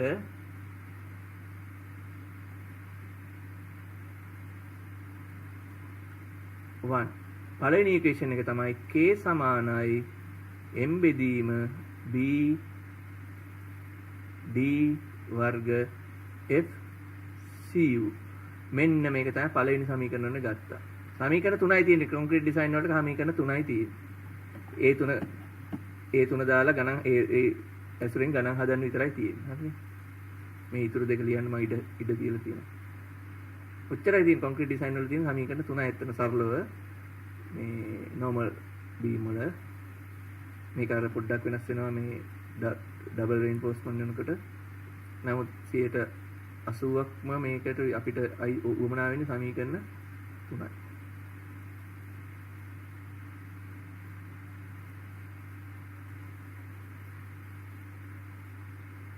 මේ විදිහටම ලියා ගන්න ඕනේ මේ හරහට. එක යට එහෙම ලියන්නත් බෑ. ඉක්වේෂන් ඒ හේතුවක් ඇතුළු කියන්නේ. මම මේ කියන විදිහටම කරන්නේ. විභාගෙදී ඔබ කැමති විදිහකට ගණන් හදන්න. ඒක මට ප්‍රශ්න නැහැ. assignment වල note එක ලියද්දි මම මේ කියන ක්‍රමයටම කරන්න ඕනේ. හරිද? ඔබ විභාගෙ ගිහින් ඔබ කැමති ක්‍රමයකට ගන්න ඒක ගැටලුවක් නැහැ. equation 2 සහ 3 අපි මග බලන් ඉන්නවා. දැන් equation 1 එක ඔන්න ගත්තා. හරිනේ. මේක එතකොට දන්නව ඔක්කොම කරුණු ටික නේ. මොනවද? m කියන්නේ moment එක. මේක විභාගෙදී නම් ඔබට ගානේ දෙනවා moment එක නේ. B කියන්නේ මේ beam එකේ පළල. D කියන්නේ D හොයන හැටි ගිය සති කියලා දුන්නා. නේද? කම්බි වල මෙන්න මේ මැදට තියෙන දුර. මෙයා දන්නවා FCU කියන්නේ කොන්ක්‍රීට් වල ග්‍රේඩ් එක. කීයද? ගානේ දීලා තියෙනවා නම් 25යි හරි 20යි හරි 30යි හරි කියලා ඒක දාන්නේ නැත්තම් 25 අපි දාන්නේ. කවුරුත් මොනවත් කියලා නැතිනම් ඔබ ඩිසයිනර් කෙනෙක් විදිහට grade 25 වලට ගන්න ඕනේ. එහෙම නැත්තම් දීලා තියෙන එක. හොඳයි grade එක. මම ඒක කිව්වා ගිය සතියේ නේ. දාපු ගම K වලට මොකක් හරි අගයක් එනවා. හැබැයි මෙන්න මෙතන ඊළඟට මෙතන මේ K වලට අගේ හොයා හෙව්වහම තව පොඩි දෙයක් තියෙනවා. ඒකත් මෙතනම අපි ලියාගෙන ඉන්නේ. ඒක තමයි එතන මේ සමීකරණ යටින්ම ලියා ගන්න එක. මේ K වල අගයට එන අගය K වලට මොකක් හරි උත්තරයක් එනවනේ. ඒ උත්තරය බලන්න 0.156ට වැඩිය අඩුයිද කියලා. අඩුයි නම් ඒකෙන් කියන්නේ මේකේ යට කම්බි කියන්නේ ටෙන්ෂන් රේන්ෆෝස්මන්ට් විතරයි එන්නේ කියලා. බය නැතුවම අපිට ගන්න පුළුවන් 0.156 හෝ ඊට අඩුයි නම් මේකේ টপ රේන්ෆෝස්මන්ට් ඒ කියන්නේ කම්ප්‍රෙෂන් කම්බි ඕනි නැහැ. හරිද? ඒ කියන්නේ මේක නෝමල් ඩිසයින් එකක් තියෙන. ඒ කියන්නේ සාමාන්‍ය ටෙන්ෂන් රේන්ෆෝස්මන්ට් ඩිසයින් එකක් විදිහට යන්නේ කියලා කියන්නේ. පැහැදිලිද? හැබැයි යම් සර් පොඩ්ඩක් ආයෙක කියන්න. දැන් අපි හොයනවානේ මේ K අගය. මේ K අගයට මේ M සහ M බෙදීම B D වර්ගයේ අගයන් ටික දාලා සුළු කරාම ඔබට එනවනේ K වලට අගය 0.2 හරි 0.5 හරි 0.1 හරි මොකක් හරි අගයක් ඉලක්කමක් ගණන් හදද්දි මෙන්න මේ අගය යම් විදිහකින් 0.156 හෝ ඊට වැඩිය පුංචි අගයක් ආවොත් ඒකින් කියන්නේ ඔබේ මේ ගානට අදාළ බීම් එකේ එන්නේ යට කම්බි පමණයි. ඒ කියන්නේ ටෙන්ෂන් රේන්ෆෝස්මන්ට් පමණයි. තවත් විදිහකින් කියනවා නම් උඩ කම්බි අවශ්‍ය නැහැ මේකට. කම්ප්‍රෙෂන් කම්බි ඕනි නැහැ. කියන එක තමයි පළවෙනි නිගමනය. පැහැදිලිද ඒක? ඔව් සර් පැහැදිලි වුණා. ඔව්. හැබැයි යම් විදිහකින් 0.156ට වඩා වැඩි අගයක් ආවොත් ඒකේ තේරුම තමයි ටෙන්ෂන් රේන්ෆෝස්මන්ට් වල සහ ඊට අමතරව කම්ප්‍රෙෂන් රේන්ෆෝස්මන්ට් ඕනි කියන එක. හරිනේ. එතකොට කම්ප්‍රෙෂන් රේන්ෆෝස්මන්ට් හොයන ක්‍රමය තාම මම කියලා දුන්නේ නැහැ. ඒකට පොඩි සමීකරණයක් තියෙනවා. මේකට වෙනම සමීකරණයක්. එතකොට 0.156ට වැඩි අඩු නම් අපිට කිසි ගැටලුවක් නැහැ. සාමාන්‍ය විදිහට හැදුව හැකි. ටෙන්ෂන් කම්ප්‍රෙෂන් දෙකම එන වෙලාවට තවත් සමීකරණයක් තියෙනවා. ඒක දාලා අපි හදන්නේ. ඒක දැන්ට අපි ඉගෙන ගන්නේ නැහැ. මේ ඔබ ඉගෙනගෙන තියෙනවා. නමුත් මම මෙතන දැන්ට කියන්නේ නැහැ. සටහනක් දාගමු.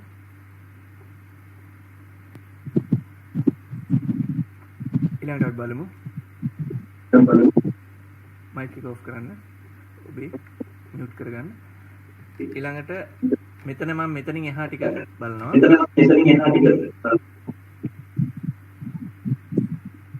කවුරුද දරුවෙක් මියුට් කරලා නැහැ. හරි. මෙන්න මේකේ දැන් මේ සෙට් එකටම අපි ගිහින් මයික් එක තමන් බලන්න මම මියුට් කරගන්න. මේකේ මියුට් හරි. මේකේ මෙන්න මේ K කියලා දැන් මම අපි මේක තීරණයක් ගත්තනේ මේ ඔක්කොටම K කියනවා කියලා. K කියලා එක එතෙන්ට දාලා ඊට ඉතුරු කොටසට එන්නේ 0.9යි Z බෙදීම D පුරුදු පරිදි ඍණ 0.9යි Z වර්ගයේ බෙදීම D වර්ගය කියන්නේ Z බෙදීම D වල සම්පූර්ණ වර්ගය කියලා මරහන් අස්සේ ලිව්ව හැකි. තව ටිකක් මේක ලස්සන කරනවා. කොහොමද 0.9 බෙදලා දානවා අනිත් පැත්ත. ඔක්කොම. එතකොට K බෙදීම 0.9 මෙතන Z බෙදීම D මෙතන Z වර්ගයේ බෙදීම D. හරිනේ. තව ටිකක් ලස්සන කරනවා. කොහොමද? Z වර්ගයේ D මේ පැත්තට ගෙනියනවා. Z බෙදීම D මේ පැත්තට ගෙනියනවා. එතකොට මෙතන ධන ලකුණ K බෙදීම 0.9 සමානයි බිඳුව කියලා ලස්සන වුණා මෙයා. දැන් මේ මුකුත් නෑ අමුතෙන් ලස්සන කිරීම කරන්න. සටහන් කරගන්න.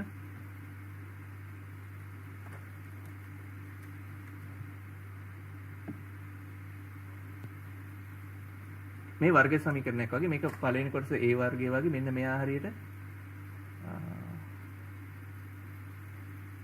එක බෙදීම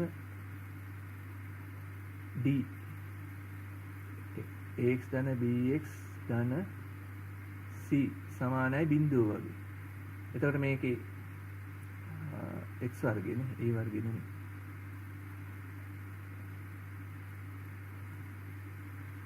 A x වර්ග ධන bx ධන c ඔන්න වර්ග සමීකරණයක් වගේ. ඒක හරියට නිකන් තව ටිකක් මේක නිකන් ලස්සනට ලිව්වොත් මෙතන z තමයි මේ z. එයානි වර්ග වෙලා ඉන්නේ. මේ z. සටහන් කරගමු.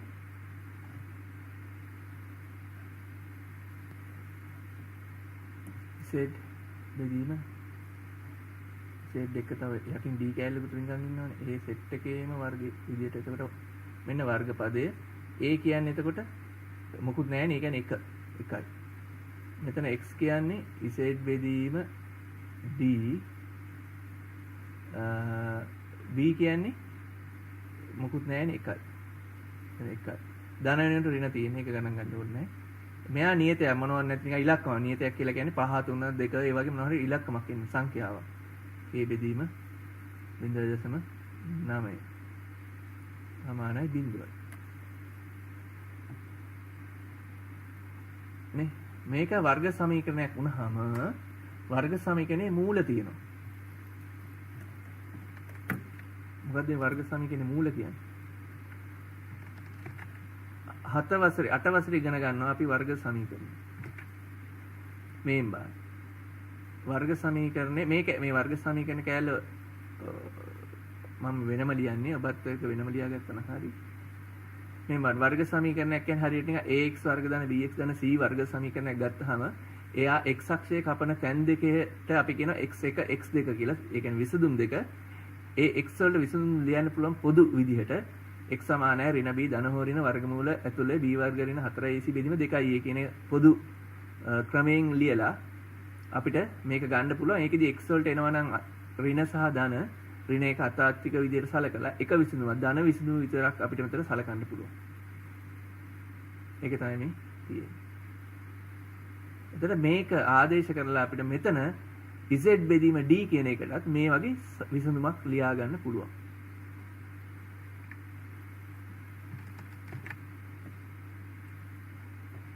හරි. ඒක තමයි මෙතන මේ කියලා තියෙන්නේ. එතකොට ඒකම පැත්තෙන්ම එහෙමම ලියන්න.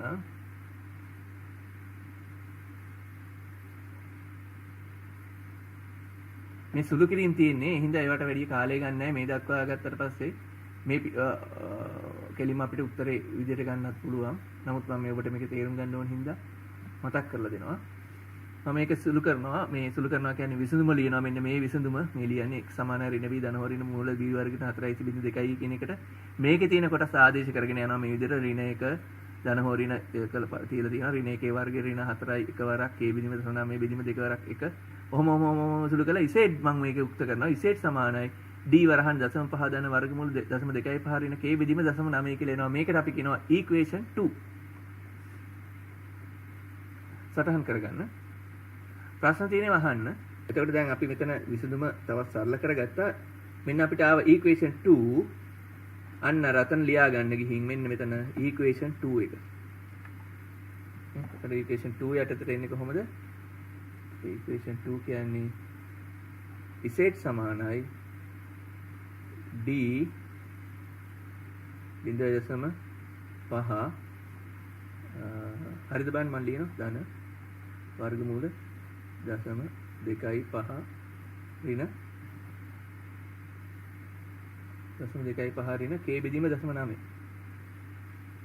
k බෙදීම 0.9 k බෙදීම 0.9 වරහන වහන්න මේකට කියනවා z2 කියලා.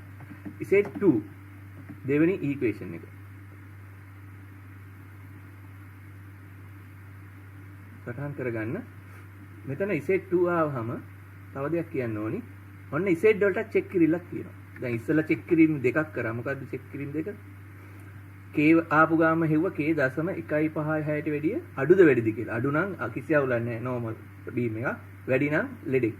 මේ double reinforcement එනවා. z ආපු ගාම z හෙව්වාම අනිවාර්යෙන් මෙන්න මේ චෙක් එක කරන්න ඕනේ. නැත්නම් ලකුණු ඔබේ කපනවා පේපර් එකේ ලකුණු 4ක් කපනවා. මෙන්න මෙයා හොයන්න ඕනේ. මම අර කිව්වේ පටන් ගන්නකොට මේ z ඉන්නේ පරාසයක කියලා. හරිද? ඔබට z වලට එනවනේ අගයක්. එයා මේ D ඇසුරින් Z වලට නාගේ D සුළු කරන්නේ D වලට අගයක් මුකුත් සංඛ්‍යාත අගයක් දාන්නේ නැතුව D ඔහම තියාගෙන මෙන්න මේ මදේ විතර සුළු කරලා එන අගේ බලන්න තියෙන්නේ 0.775යි D සහ 0.95යි D අතරද කියලා. මේ අතර කොළ පාට පරාසය නම් කිසි ගැටලුවක් නැහැ. යම් විදියකින් වැඩි හොයි අඩුයි නම් ඔබට ඒව ගන්න බෑ. වැඩි හොයි අඩු වගේ අඩු පැත්තට බර වෙලා තියෙනවා මේ අඩු වල තියෙන අවමාගයේ සලකන්න ඕනි. උපරිම තියෙනවා නම් උපරිම පැත්තේ තියෙන මෙන්න මේ වැඩිම අගයේ 0.95D සලකන්න ඕනි. මේ 0.77D සහ 0.95D අගයන් ඊටින් එහා පැන්නාම ගන්න විදිය මම උදාහරණ කරද්දි කියලා නම් දැන් මෙතන ඒක විස්තර කරන්න යන්නේ නැහැ. උදාහරණයක් කරද්දි මම කියන්නම් බැලගත් Z අගයේ 0.95ට වැඩි ඒ කියන්නේ 0.96D කියලා ආව කියමුකෝ. එහෙම වුණොත් මොකද කරන්නේ? කරන්නේ ඇත්තටම 0.95D කියලා සලකනවා. අර 0.96D කියන එක විසික් කරලා දාලා අයින් කරලා 0.95D එයාගේ උපරිමගේ නිසා ඒකට ගාන හදන් යන එක කරන්නේ එතනින් එහාට. 0.775D ට වඩා අඩු වගයක් ආවොත් ඒක සලකන්නේ නැතුව අපි සලකන්නේ ඇත්තටම එයාට යන්න පුළුවන් අවම සීමාව 0.775D කියලා. සලකලා එතනින් එහාට ගාන හදනවා. සටහන් කරගෙන ඉවරන කියන්න. ප්‍රශ්න තියෙනවා m සමාන කරන්න පුළුවන් මේ කොන්ක්‍රීට් කොටසටත් m සමාන කරන්න පුළුවන් කම්බියෙන් ඇතිවන කොටසටත්. කම්බියේ බලය වරක් ඉසේ ගූර්ණය. ඒක තමයි දැන් මම මෙතන කරන්න යන්නේ බලන්න. මම ස්ටිල් කොටස සලකනවා.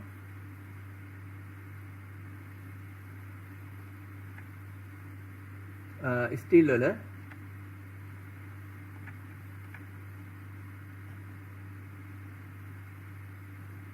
මෙහෙම ස්ටිල් වල කන්සිඩර් ස්ටිල් FST කියන්නේ මොකද්ද? දශම FST කියන එක අපිට ආවා 0.95 FY වරක් ස්ටිල් වල ස්ටිල් ඒරියා එක. හේතුව තමයි දැන් ස්ටිල් කොන්ක්‍රීට් එක වගේ නෙමෙයි ස්ටිල් වල සෙක්ෂන් එකේ මෙහෙම ගත්තොත් සෙක්ෂන් එක මෙහෙම ගත්තොත් මේකේ කම්බි තියෙනවනේ මෙහෙම. මෙහෙම කම්බි තියෙනවනේ මෙහෙම කම්බි ඔන්නෝම. මෙන්න මේ කම්බි ඒරියා එක තමයි අපි AST කියලා කියන්නේ. මේ තුනේ ඔය තුනක් හරි කියන්නේ මේ ස්ටිල් ඒරියා එක.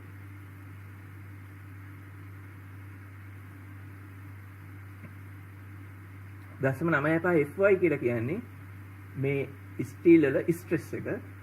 ඒ කියන්නේ මේ එයාගේ කම්බි එක අපි වර්ග මිලිමීටරයක් ගත්තොත් කොච්චර පීඩනයක් දරා ගන්න පුළුවන්ද කියන එක.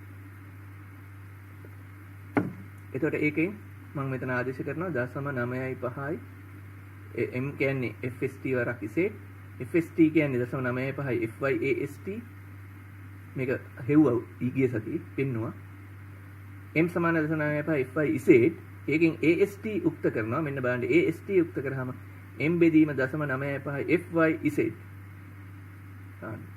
equation 3 ලියා ගන්න. අපිට ඒකට පුළුවන් මේ equation එකත් මෙතන සටහන් කරගන්න. අවසාන equation එක equation 3යි ඔතනට අවශ්‍යයි. a සමානයි 0.95යි FY බෙදීම 9.5 FY බෙදීම m බෙදීම 0.95 FY ඉසෙට් m බෙදීම 0.95 FY ඉසෙට්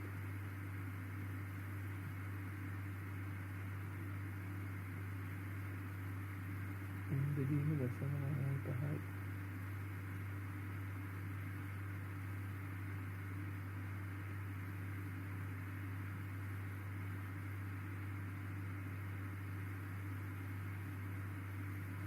ඉසෙට් අගේ මෙන්න මේ කලින් එකෙන් ගන්න ඕනේ. නේද? මේ ඉසෙට් තමයි මෙතනට ගෙනත් දාන්නේ. හරිද? එතකොට AS හෙව්වා කියන්නේ අපි ගාන හදලා ඉවරයි. සටහන් කරගන්න. මට හම්බුණු පේපර් වල මම දැකලා තියෙන එකම එක අවුරුද්දක දීලා තියෙනවා. මෙන්න මේ 2013 අවුරුදු මීට අවුරුදු 12කට කලින්. මෙන් බලන්න. මෙතන කියලා තියෙනවා derive the principal equation for mu කියලා කියන්නේ මේ m කියන එකමයි. And as used in the alternative design method for single reinforced rectangular beam. Assume x equal to d over 2x කියන්නේ අර neutral axis එක භාගයට වැඩි පොඩ්ඩක් උඩින් තියනවා කියන එක කියන්නේ. ඒ කියන්නේ මම අපි ගත්ත එක s කියලා අරගත්ත එකේම කොටස. මේක එතකොට මෙතෙන්දී equation එක හදාගන්න කියලා කියනවා. derive the principal equations. Principal equations තමයි මෙන්න මේ තුන් දෙනා. k සමාන m බෙදීම pt වර්ගයේ u z as. හැබැයි ඊට පස්සේ නම් දීලා නැහැ. මේකේ ලකුණු 8ක් දීලා තිනවා. මේ පේපර් එකේ. ඉතින් ඒ නිසා මට කියන්න බෑ ඉන්නේ නැහැ කියලා. මේක අවුරුද්දක අහලා තියෙන නිසා. හරිද? ඊට පස්සේ පේපර් එකේ ඉතුරු ලකුණු 12 දීලා තියෙන්නේ සාමාන්‍ය පොඩි බීම් එක ඩිසයින් කරනවාට නේ. ඒ නිසා ඔබ ඉතින් ඒ ගැන සැලකිල්ලෙන් ඉන්න. ඊට පස්සේ නම් හැබැයි දීලා තිබුණේ නැහැ නේ. හරි. දැන් අපිට ඔබට තියෙන ප්‍රශ්න තියෙනවා අහන්න. ක්‍රැක් වෙලා තිනකොට ඔබට හොඳ අවබෝධයක් ගන්න පුළුවන් මේ බීම් එකේ ක්‍රැක් වීම ෂියර් ක්‍රැක් එකක්ද එහෙම නැතිනම් බෙන්ඩින් ක්‍රැක් එකක්ද කියලා. ඒක අපිට බලා ගන්න පුළුවන් මෙන්න මේ ක්‍රැක් පැටර්න් එක දිහා බැලුවාම. ෂියර් ක්‍රැක් එකක් කියන්නේ ඩයගනල් විදිහට. ඒ කියන්නේ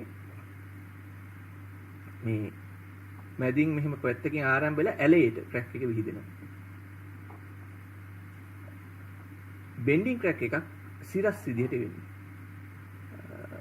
එතකොට මේකේ තියෙන්නේ මේ අවස්ථා දෙකේම එතන බෙන්ඩින් ක්‍රැක් එකක් වගේ තියෙන්නේ. මේකේ බෙන්ඩින් ක්‍රැක් එක පැහැදිලිව පේනවා. මෙන්න මෙතන මේ සයිඩ් එකේ තියෙන ෂියර් ක්‍රැක් එකක් හටගෙන මේකේ මේ හරිය නිකන් හෙයා ක්‍රැක්ස් වගේ පටන් අරගෙන තියෙනවා. මේ වගේ අනිත් සිරස්ස තියෙන ක්‍රැක්ස් නම් පැහැදිලිව පේන්න තියෙනවා. මෙන්න මෙතනත් මේ විදිහට තියෙනවා. මේ බලන්න දැන් බීම් එක ලෝඩ් වෙද්දි ටික ලෝඩ් වෙද්දි පොඩි පතුරු ගැලවිලා වැටිලා කම්බි පෙනිලා ඒ විදිහට වර්නින්ග්ස් දීලා තමයි කඩාගෙන වැටෙන්නේ. එතකොට මේක ඇතුලින් මිනිස්සුන්ට එළියට පැනලා දුවන්න පුළුවන්. මෙන්න මේ රූප සටහන විතරක් ඇඳගන්න. එතකොට මේ රේන්ෆෝස් කොන්ක්‍රීට් වල වඩා වැදගත්ම දේ මේ ස්ටීල් ඊල්ඩ් වෙන්නේ. ස්ටීල් ෆේලියර් වෙන්නේ ඊල්ඩ් වෙලා කියන්නේ උඩරිම ඉලාස්ටික් රීජන් එකෙන් ප්ලාස්ටික් රීජන් එකට ඇවිල්ලා ඊට පස්සේ තව අල්ටිමේට් ලෝඩ් එක අල්ටිමේට් ස්ට්‍රෙස් එකට ගිහින් ඊට පස්සේ ෆේල් වෙන්නේ. ඒක අපිට දකින්න පුළුවන් කම්බි ඇදිලා අර සුදු පාට පෙනිලා ඊට පස්සේ ප්ලාස්ටරින් මේ කොන්ක්‍රීට් කැලි බිම වැටිලා ටික ක්‍රමානුකූලව ගිහින් තමයි කඩාගෙන වැටෙන්නේ. හැබැයි ෂියර් ක්‍රැක් එකකදී වෙන්නේ ඊට වැඩි ටිකක් වෙනවා. ෂියර් ක්‍රැක් එකකදී එකවර කඩාගෙන වැටීමක් වෙනවා. ඒකෙත් හැබැයි ඊට කලින් මේ වගේ ක්‍රැක්ස් අපිට පේන්න ගන්නවා. නමුත් බෙන්ඩින් ෆේලියර් එකකට වඩා ෂියර් ෆේලියර් එකක් දරුණුයි. ඒ කියන්නේ බෙන්ඩින් ෆේලියර් එකකදී ලබා දෙන කාලය ෂියර් ෆේලියර් එකකදී ලැබෙන්නේ නැහැ. ෂියර් ෆේලියර් එකක් කියන්නේ නිකන් බිස්කට් එකක් කැඩුවා වගේ ෂියර් කට් එකකින් වෙන දෙයක්. ඒක දැන් ෆේලියර් මෝඩ් දෙක ගත්තාම වැඩි අවදානම තියෙන. කියන්නේ වැඩිපුර වෙන්නේ බෙන්ඩින් ෆේලියර් එක. මොකද ෂියර් කැපැසිටිය ලබා දෙනවා ගොඩක් වෙලාට කොන්ක්‍රීට් සෙක්ෂන් එකෙන් සහ ස්ටිරප් වලින් ලබා දෙන නිසා. එතකොට අවසාන වශයෙන් අපිට කියන්න පුළුවන් මෙන්න මේ ක්‍රැක්ස් පැටර්න් එක දිහා බලලත් ඔබට යම්කිසි අවබෝධයක් ගන්න පුළුවන් මොන වගේ තත්යකටද මේ බීම් එක ලක් වෙලා තියෙන්නේ කියලා. ලියාගෙන ඉවරන කියන්නේ මේ උදාහරණ සටහන් කරන අපි හදමු.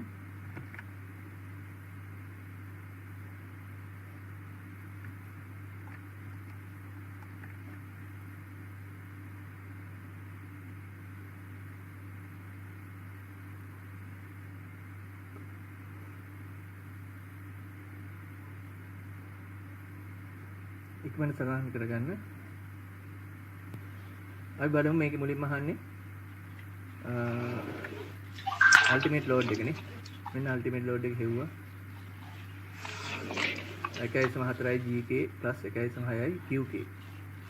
1.4 වරක් 15 ධන 1.6 වරක් 10 37යි. ඔන්න අල්ටිමේට් ඩිසයින් ලෝඩ් එක හොයාගත්තා 37යි. ඊට පස්සේ බෙන්ඩින් මොමන්ට් එකයි ෂියර් ෆෝස් එකයි අහනවා නේ. කොහොමද හොයන්නේ? මේක simply supported තියෙන්නේ.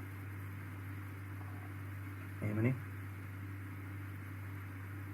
එතකොට මේකට load එකක් තියෙනවා මෙහෙම. මේක ඔක්කොම 37යි කිලෝ නිව්ටන් per meter නේ. එතකොට ඔබට පුළුවන් මේකේ bending moment එක shear force එක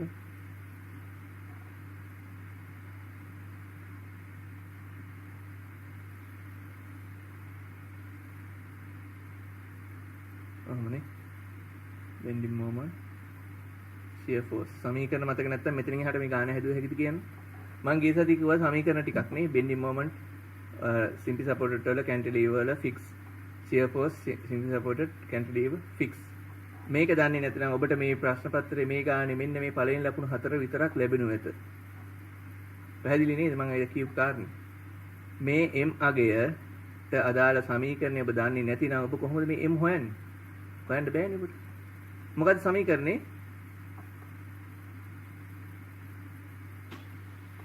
NL බෙදීම definition මේ bending moment එකේ සමීකරණය කියන්නේ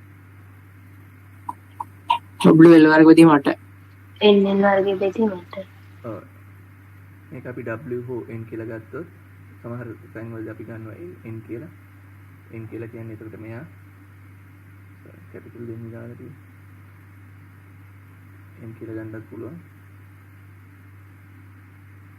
මේ N කියලා ගත්තොත් WL වර්ග බෙදීම 8 එතකොට ඔබට එනවා ඊයක් හරියනවා shear force එක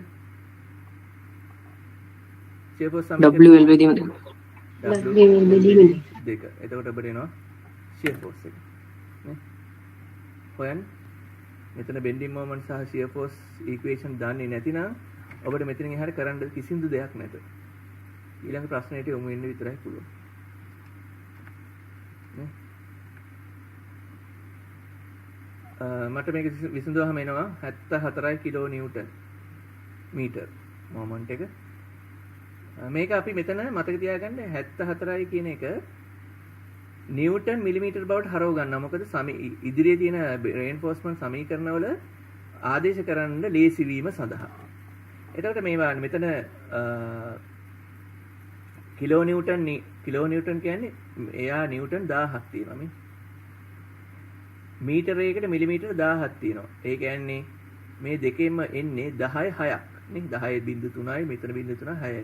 ඒ කියන්නේ 74 අපි 74ට 0.6ක් තව එකතු කරොත් නිව්ටන් මිලිමීටර වලින් උත්තරේ එනවා. ඒ විදිහට හදාගන්න. මොකද අර k සමාන m බෙදීම bd වර්ගයේ c වල m වලට ඔබ ආදේශ කළ යුත්තේ නිව්ටන් මිලිමීටර වලින්. හරිද? පැහැදිලි නේද? right. ඊළඟ කොටස බලමු. දැන් ඊළඟ කොටස තියෙන calculate the tension is still required. මේකේ මේ d යගේ අපිට හොයාගන්න සිද්ධ වෙනවා නේ. මේ section එකේ මෙතන d ඔබ හොයන්න ඕනේ. හරිද? ඒකට පොඩ්ඩක් ඉඩ තියාගන්න. ඒක ඉඩ තියාගන්න ඕනේ. d ඔබ විසින් හොයන්න ඕනේ. හරිද? ඒක හොයන්න මම ඔබට කාලය දෙනවා. 375ක් උසයි 250ක් පළලයි නේ. 375 මෙන්න මේ උස 375යි. හරි මේකේ දාන්න කියනවා ස්ටිරප් එකක් R6 එකක්. ඔන්න R6 එක අඳිනවා.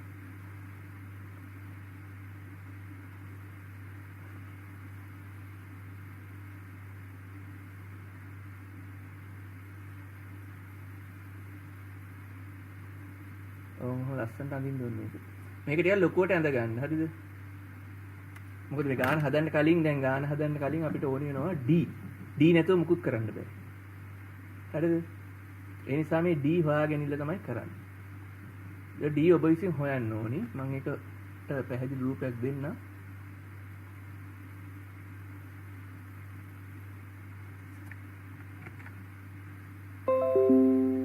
මෙන්න මම අඳින රූපේ නම් මෙන්න මෙහෙම මම අඳින්න ලස්සනට අඳිනවා. තේරෙනවනේ ලස්සන. නැත්තම් වරදිනවා වැඩි. D හොයාගෙන ඉන්න මෙන්න මේකට ඇසුරින් මට D හොයලා කියන්න හරියටම. මෙන්න මේ විදිහට ඔබ ඇඳගෙන ඉක්මනට D හොයන්න. දැන් මේ පියවරෙන් පියවර යන්නේ කොහොමද? ලෝඩ් එක හෙව්වා, බෙන්ඩින් මොමන්ට්, ෂියර් ෆෝස් හෙව්වා, ඊට පස්සේ D හෙව්වා ඊට පස්සේ විසඳුවා මේ පියවරම තමයි අපි කොයි ගාන ආවත් කරන්නේ මේ ක්‍රමයටම තමයි මට ටක් ගාලා D කියන්නේ ටක් ගාලා හදලා කියන්නේ 338 හරිද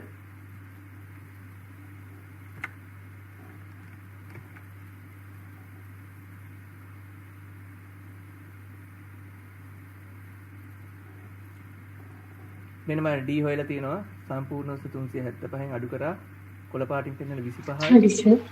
ඊට පස්සේ R6 එකේ 6 මේ තියෙන්නේ R6 එකේ 6 හරිද මේක සමහර අය වරද්දනවා R6 එකේ R6 එකේ මෙන්න මෙතන 6 වෙනකොට ඒගොල්ලෝ මේක වරද්දන්න ඉඩ තියෙනවා ඒකයි මම මේ පෙන්නන්නේ අපි ගියසදී D හෙව්වා හරියටම මේ තියෙන්නේ මෙතන තියෙන මේ ඝනකම මෙන්න මේ ඊට පස්සේ කම්බි ගානේ කියලා තියෙනවද කම්බි ගැන කම්බි මොනවා හරි ගන්න කියලා කම්බි මොනවද ගන්න කියලා නැහැ ඔබ උපකල්පනය කරනවා ඔබට පුළුවන් ඇසියුම් කරන්න ඔබට පුළුවන් මෙතන ඇසියුම් කරන්න ඔබ ගන්න කම්බිය කෙනෙක් හදන්න මේකේ කම්බිය ඇසියුම් කරන්න මම ඇසියුම් කරලා තියෙන්නේ 12 ඔබට ඇසියුම් කර හැකි 12 හෝ 10 හෝ 16 හෝ ඔබ කැමති කම්බියක් මේකම ඇසියුම් කරනවා උපකල්පනය කරනවා හරිද 10 ආදේශ කරා නම් මෙතෙන්ට එන්නේ 10 බෙදීම 2 ඒකට ඒගොල්ලන්ගේ D යගේ මීට වැඩිය පොඩ්ඩක් වෙනස් 12 ගත්ත අයට 12 16 දැම්ම නම් 16 මේ ඩිසයින් එකට තමයි ඒකේ අයිති තියෙන්නේ සමහර ගණන් වල කියනවා 16 කම්බි දාලාම හදන්නකොත් ඉතින් 16 කම්බියක් දාගන්න එතෙන්ට 12 කම්බි වලින් හදන්නකොත් 12න් ඒගොල්ලෝ කියලා තිබුණා පේපර් එකේ කියලා තිබුණා ඒ අදාළ කම්බිය දාන්න. එහෙම නැත්නම් ඔබට කැමති කම්බියක් 10 හරි 12 හරි 16 හරි දාලා පටන් ගන්න. සටහන් කරගන්න ඉවර නම් කියන්න. දැන් D හෙව්වනේ ඔබේ පොතේ පිටුව මෙහෙම තීර තුනකට නමලා මේ විදිහට K AS KZAS තුන මේ විදිහට උඩම එතකොට මේක වගුවක් විදිහට අපි ලියාගන්නේ. පල්ලෙහාට K වල සුළු කිරීම මෙතනින් පල්ලෙහාට Z වල සුළු කිරීම මෙතනින් පල්ලෙහාට එතකොට AS T එහෙම නැත්නම් AS කියන එක එතනින් පල්ලෙහාට අපි හදනවා පැහැදිලිද සමීකරණ ලියනවා මුලින්ම K යගේ Z යගේ මෙතන දැන් ඔන්න දත්ත ටික මම මෙතන ලියනවා උඩ m කියන්නේ කීයද මේ ක්‍රමයට හදන්න ඔබ විභාගෙදී ඔබට කැමති ක්‍රමයක හදන්න මම මේ දැන් කියලා දෙන මේ ක්‍රමයට m කියන්නේ 74.6යි m කියන්නේ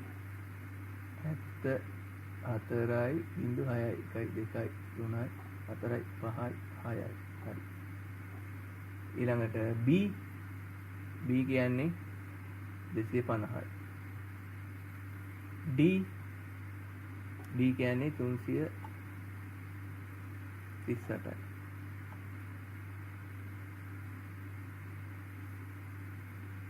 නේ ඊළඟට FCU කියන්නේ 20යි මේ මෙහෙම කියලා දෙන්නේ වරදින් නැති වෙන්න ඕනේ හින්දා හරි FY කියන්නේ 460යි නැත්තම් තමන් හිතන් ඉන්නවා මේක මට ලේසි මේක ඕන විදිහට හැදුවා කියලා ඊට පස්සේ විභාගෙදි කරන්නේ මොකද්ද තමන්ට හිතෙන ඒවා දානවා මෙතෙන්ට 20 වෙනකොට 25 දාලා හදනවා මෙතෙන්ට 500 දානවා 460 වෙනකොට BD මාරු කරනවා ඒ වගේ වැඩ කරලා අපරාධي වරද්ද ගන්නවා දැන් මෙහෙම ඔබ ඔබේ උත්තර පත්‍රය උඩ ලිව්වහම මේ ලියද්දී ඔබ බලනවා අනිවාර්යෙන් හරිද වැරදිද කියලා එතකොට ඔබට තව සැරයක් චෙක් වෙනවා මුලින්ම අපි K හොයමු K සමානයි M බෙදීම B D වර්ග F CU ඊට පස්සේ තියෙන ආදේශ කරන්න. ආදේශ කළා මට K අගේ කියන්නේ අපි සුළු කරගෙන යන්න. දැන් මේ K අගේ සුළු කරද්දී K වලට එන අගය 0.1.1.2.9 නේ. මෙන්න මෙතනම පෙන්වන්න පළවෙනි චෙක් කිරිල්ල 0.156ට වැඩිය අඩුයිද වැඩිද කියලා මේ අඩු කියන ලකුණේ දක්වන්න. මේ ලකුණු සමහර අයට මාරු වෙනවා. ලකුණු මාරු කරගන්න නැතුව කරන්න ඕනේ නේ. මේක මතක තියාගන්න මේ අඩු පැත්ත සලකුණ මේ මාළුවේගේ අර තුඩ ඒ කියන්නේ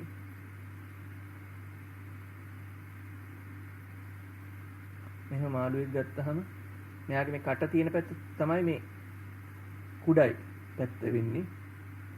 එතකොට k කියනාගේ මේකෙන් කියන්නේ පුංචිලු විශාල පැත්තට වැඩි. විශාල මේ ලොකු පැත්ත තමයි 0.156 කියන්නේ ලොකු වගේනේ. මෙහෙට යන්න ලොකුයි. මේ සමහර අය මේක මාරු කරගන්න මේක කුඩයි කියලා හිතන හැම බෑ. දැන් එතකොට ආයෙ වරදින්නේ නැහැ නේ. එහෙම ඉන්නා මේ මම දැකලා තියෙන සමහර දරුවෝ ඒගොල්ලන්ට විභාග ශාලාවේදී මෙහෙම වෙනවා.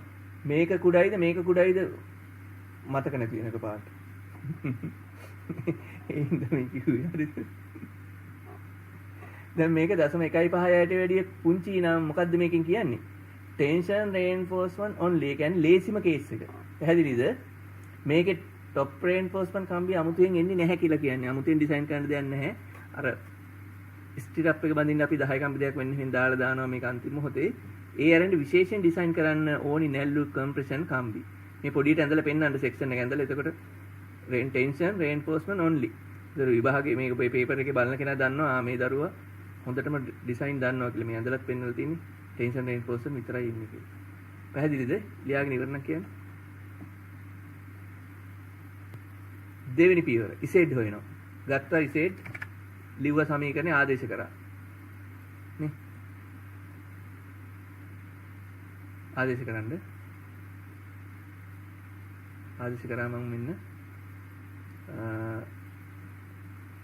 ඉසෙඩ් සමාන d වරහන් දශම 5 දාන වර්ගමූල 0.25 බෙදීම k බෙදීම 0.9 k කියලා කියන්නේ මේ අපි හොයපු k අගේ 0.129 එතෙන්ට දැම්මා d දැම්ම සුළු කරන්න එපා d වලගේ දාන්න එපා මේ d කියන්නේ 338 මෙතෙන්ට දාන්න එපා කියන්නේ එපා නිසා හේතුව ඉසෙඩ් වල චෙක් කිරිල්ලක් තියෙන නිසා මට ඉසෙඩ් අගේ d ඇසුරින් කියන්න දැන්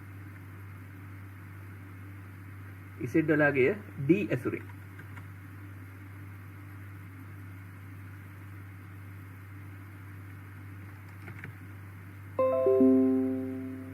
කීයෙන් ඉසෙඩ් වලගේ d ඇසුරින්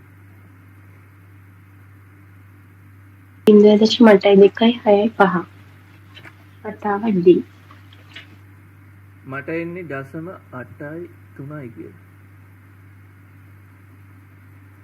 හරි සුළු කර වටේලා නේ. හරි වටේලා වගේ ගන්න. වටේලා නෙවෙයි කිව්වේ. හරි. එතකොට අපි මේක හෙව්වහම තාම අපි මේකේ D වලට මේ වගේ දාලා සුළු කරන්නේ නැහැ මෙතන. අපි D මෙලෙසම තියාගන්නවා. 0.83යි විදියට. ඔන්න බලන්න ඊට පස්සේ මේ පරීක්ෂාව කරනවා. ඔන්න ලියාගන්න. රතු පෑනෙන් පළවෙනි චෙක් දෙවෙනි චෙක් එක. මෙතන තමයි පළවෙනි චෙක් එක කරේ. මේ චෙක් මුලින්ම චෙක් කරා මෙයා ඩබල් රේන්ෆෝස්මන්ට්ද සිංගල් රේන්ෆෝස්මන්ට්ද කියලා. දෙවෙනි චෙක් එක තමයි ඉසෙට්. මෙයා ඉන්නේ මොන කලාපෙද කියලා දැන් බලන්න හදන්නේ. අඳින්න ඕනේ මේ රූපය අනිවාර්යයෙන්. මෙන්න කලාපය හොඳ කලාපයේ මැද තියෙන්නේ. මේ කලාපෙට යන්නත් බෑ. මේ කලාපෙට යන්නත් බෑ. මැද ඉන්නවා නම් අපිට ගන්න පුළුවන්. එයා අපිට පිළිගන්න පුළුවන් මට්ටමේ තියෙනවා කියලා.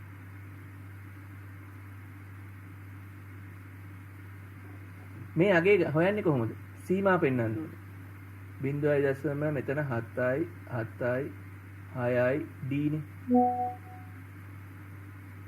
මෙතන 0.9යි 5යි D.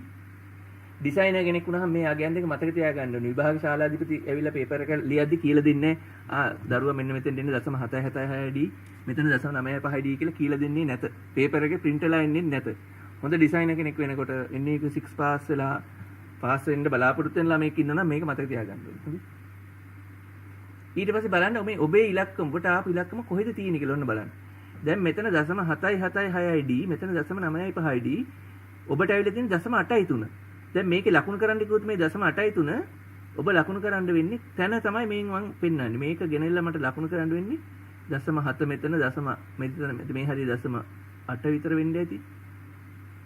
ඒක 0.83 කියන්නේ මෙන්න මේ හරිය මෙන්න මේ වගේ තැනක් මෙන්න මේ හරිය තැනක් නේ. ඕම ඕයි. ඒ කියන්නේ ඔබ ඉන්නේ මේ කොළ පාට ආරක්ෂිත සීමාවයි කියලා කියන්නේ. ඒ කියන්නේ කලාපය ඇතුළේ මේ අපේ කලාපයේ මේකනේ කලාපේ හොඳ කලාපේ ඇතුළේ. අන්න එහෙනම් අපිට මේ අගේ එහෙම් පිටිම ගන්න පුළුවන් කිසිදු ප්‍රශ්නයක් නැතුව. පැහැදිලිද?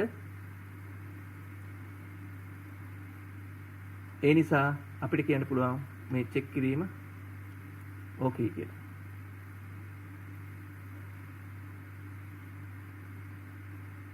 මේ අගේ කිසි ගැටලුවක් නැහැ.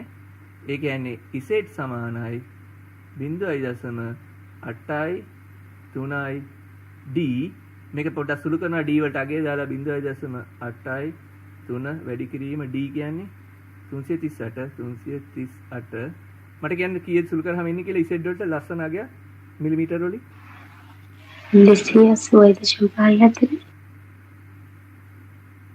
280.5 ඔන්න ආවා z වලට අගයක්. z හොයාගත්තා. දැන් මෙතන ඊළඟ ප්‍රශ්නේ මේක නිකන් හිතන්න මෙන්න මෙහෙම.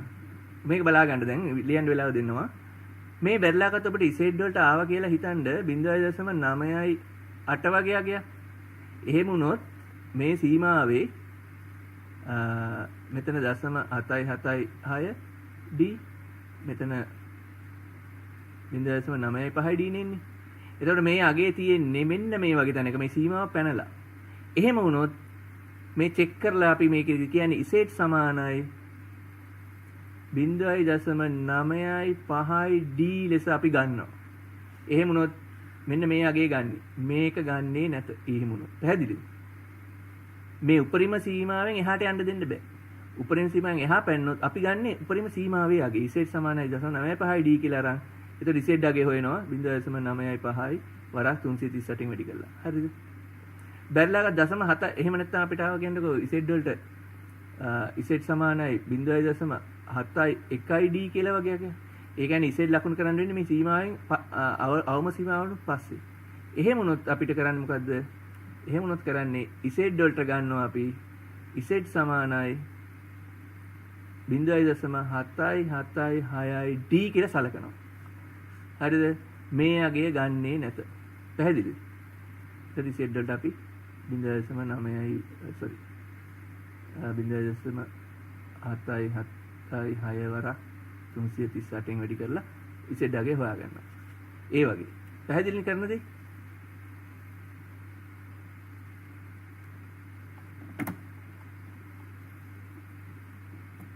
ලියාගෙන ඉන්න කියන්නේ ලියන්න. අපි බලමු. තුන්වෙනි කොටසට යනවා අවසාන සමීකරණේ.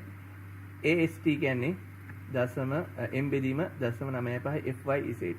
m කියන්නේ 74.6 බෙදීම 0.95 වැඩි කිරීම 460 කියන්නේ fy. z කියන්නේ මට ආපු 280.5 මම ඒක යදුවා. ඔබට ආපු වගේ ඔබ යොදලා as හොයන්න. ඒ කියන්නේ කම්බි වර්ගඵලය හොයන්න. ඒක හිවුවා කියන්නේ අපි ගානේ 95ක්ම හදලා ඉවරයිද? මට කියන්න ඔබට එන පිළිතුර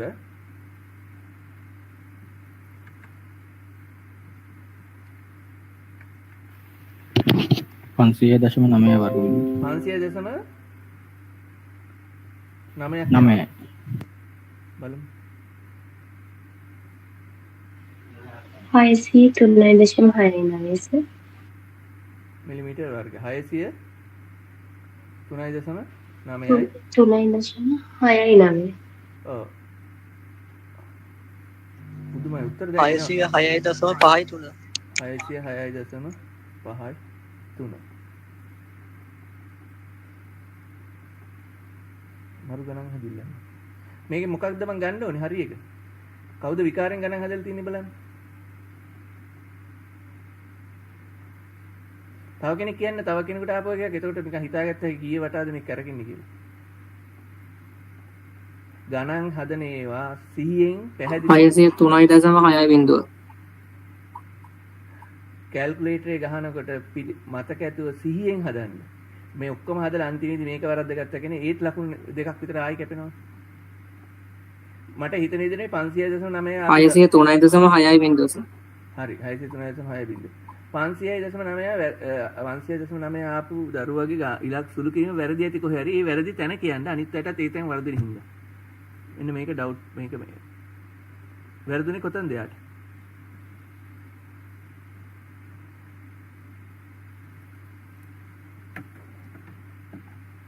සාමාන්‍ය 603 වගේ අතරගයක් එනවා ඇති. මට එන්නේ 603.6 එකයි.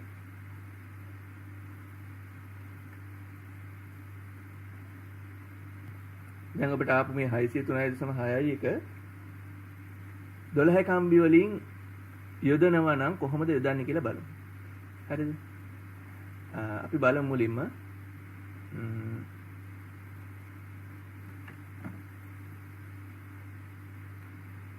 මේ අගය මෙන්න මේ 603 අගය මම ගන්නවා මුලින්ම cross section area එක අපි මුලින් හොයමු එක කම්බියක. හරිද?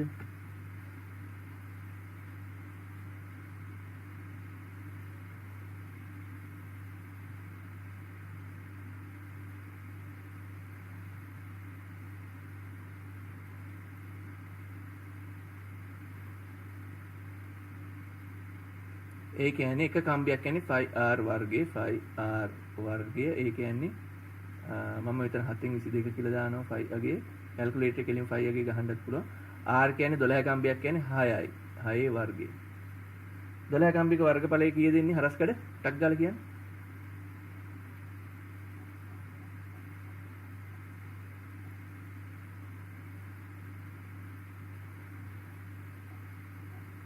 එකසිය කීයද දෙන්නේ එන්නේ නැද්ද අගය? 113.14.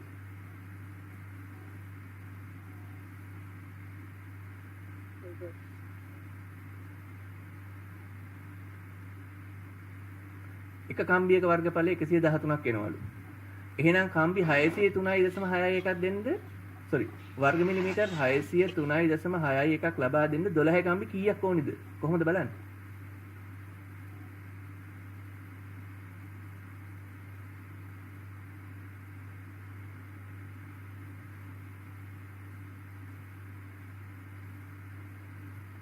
කොහොමද හොයන්නේ ඒක? අපිට පුළුවන් 603.61 බෙදන්න 113.14. එතකොට එනවා කම්බි ගාන. කීයක් එනවද කම්බි?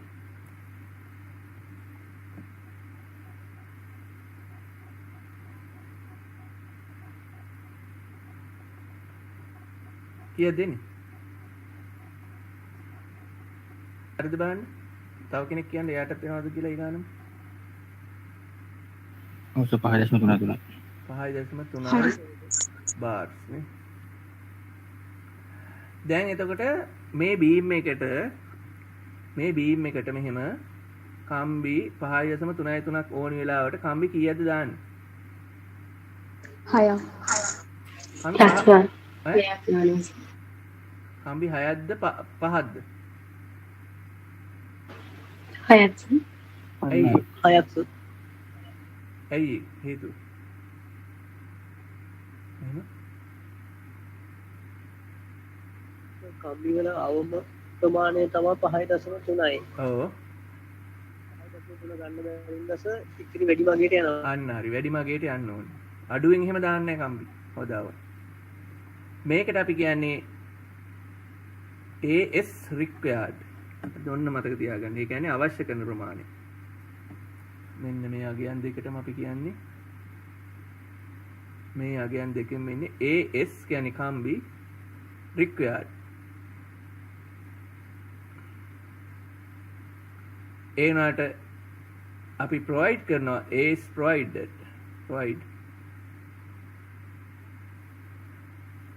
6 bar කම්බි 6ක් දානවා. ආසන්න වැඩි අගය දෙන්න ඕන. හරිද? එහෙම නැතිනම් 6ක ප්‍රමාණය කියන්නේ කීයද එතකොට? ඒ කියන්නේ එහෙම නැත්නම් අපිට මේක ගන්න පුළුවන් වර්ග මිලිමීටර වලින් නම් 5 r කියන්නේ 6 වර්ගේ වැඩි කිරීම 6. කීයක් වෙනවද බලන්න? වර්ග මිලිමීටර වලින් නම්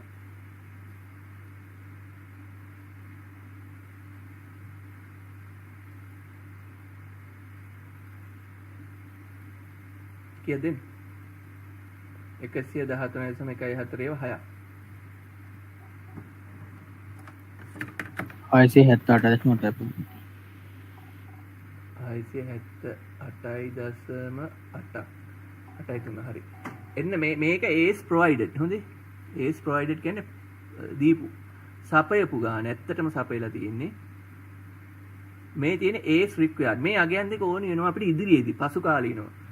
තව චෙක් කරලා තියෙනවා මේ minimum reinforcement, maximum reinforcement සහ deflection චෙක් කරද්දි මෙන්න මේ අගයන් දෙක ඕනේ වෙනවා. ඒකයි මෙතන අපි ලියාගත්තේ. හරි.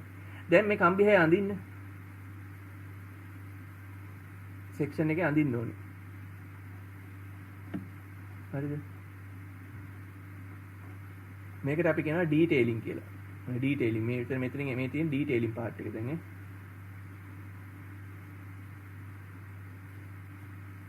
ඩීටේල් කරන දේ හදන්න.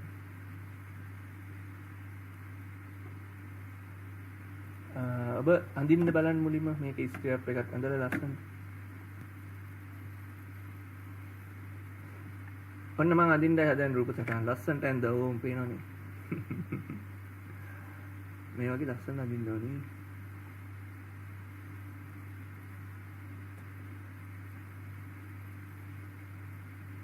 විභාගෙදී අහලා නැත්නම් අඳින්න යන්න ඕනේ නැහැ. මේ ඇත්තටම ඩිසයින් එක කරද්දී ඉතින් දෙන්න එපා.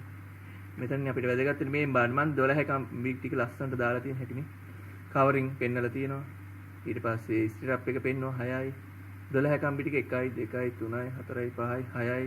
එතකොට අතර ગેප් එක කීයද දෙන්නේ? අඩු කරලා හදාගත්ත හැකිනේ මේ විදිහට. මෙතන මේ උඩ ලේල් තියෙන H ඇග්‍රීගේට් කතන්දරයක්. ඒ ටික දැම්ම කනගාටු වෙන්න එපා. ඒක කියලා දෙන්න. අපිට පුළුවන් මේ වගේ සෙක්ෂන් එකක් මුලින්ම ඇඳ ගන්න. ඉක්මනට ඇඳි. ඊට පස්සේ බලමු. දැන් මම මෙතන මේ බලන්න යට හොයලා තියෙනවා මේ 250 කියන සම්පූර්ණ පළලෙන් මම අඩු කරලා තියෙනවා 25යි 25 කියන්නේ කවරින් නේ. මෙතන 25 තමයි මේ තියෙන්නේ.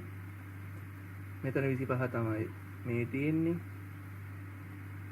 ඊට පස්සේ 6 6 කියලා කියන්නේ මෙන්න මේ ස්ටිරප්. මෙන්න මේ ස්ටිරප් එකේ පළල මේ තියෙන්නේ මේක 6ක්. මේ අනිත් 6. ඒ ටික අඩු කරාම ක්ලියර් ස්පේසින් මට එනවා. මෙන්න මෙතන 188ක් කියන්නේ මෙන්න මෙතන ඉඳන් මෙන්න මෙතෙන්ට මෙන්න මේ අතර පරතරය කම්බි එලන්න තියෙන ඉඩ 188යි කියලා මම හොයාගත්තා. හරිද? ඊට පස්සේ මට පුළුවන් මේකෙන් 12 ඒවා 1යි 2යි 3යි 4යි 5යි 6ක් අඩු කරාම එනවා හිඩස් වල සම්පූර්ණ දුර. හිඩස් තියෙනවා පරතර තියෙනවා 1යි 2යි 3යි 4යි 5යි. හිඩස් 5යි. ඒක හරියට නිකන් අපි ගත්තොත් මෙහෙම අපේ අතේ ඇඟිලි තියෙනවා මේ විදිහට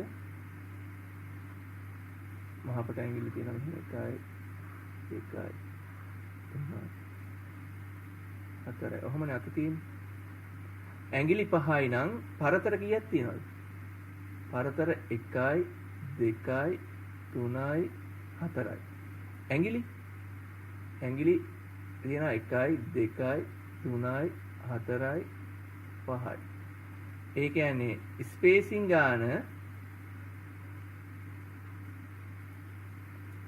ගාන සමාන වෙනවා number of bar minus 1 වලටනේ. Spacing ගාන ගන්න පුළුවන් කම්බි ගානෙන් එකක් අඩු කරලා නේ. කම්බි 1යි 2යි 6ක් නම් ස්පේසින් තියෙනවා 5ක්. 1යි 2යි 3යි 4යි 5යි. අන්න මේ පරතර 5යි. කම්බි 20ක් නම් පරතර 19යි. කම්බි 12ක් නම් පරතර 11යි. කම්බි 8ක් නම් පරතර 7යි.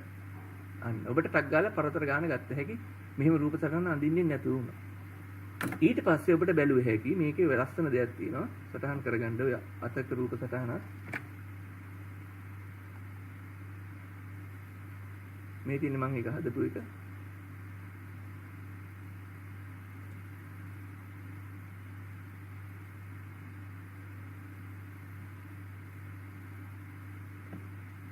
number of bar 6, number of space කියන්නේ number of bars minus 1 නේ ඒ කියන්නේ 5යි නේ size of space එක space එකක ප්‍රමාණය ගන්න පුළුවන් අර 116 පහෙන් බෙදලා එතකොට එනවා 23.2යි කියලා. මෙන්න මේ අගේ හේවීම හරිම වැදගත්.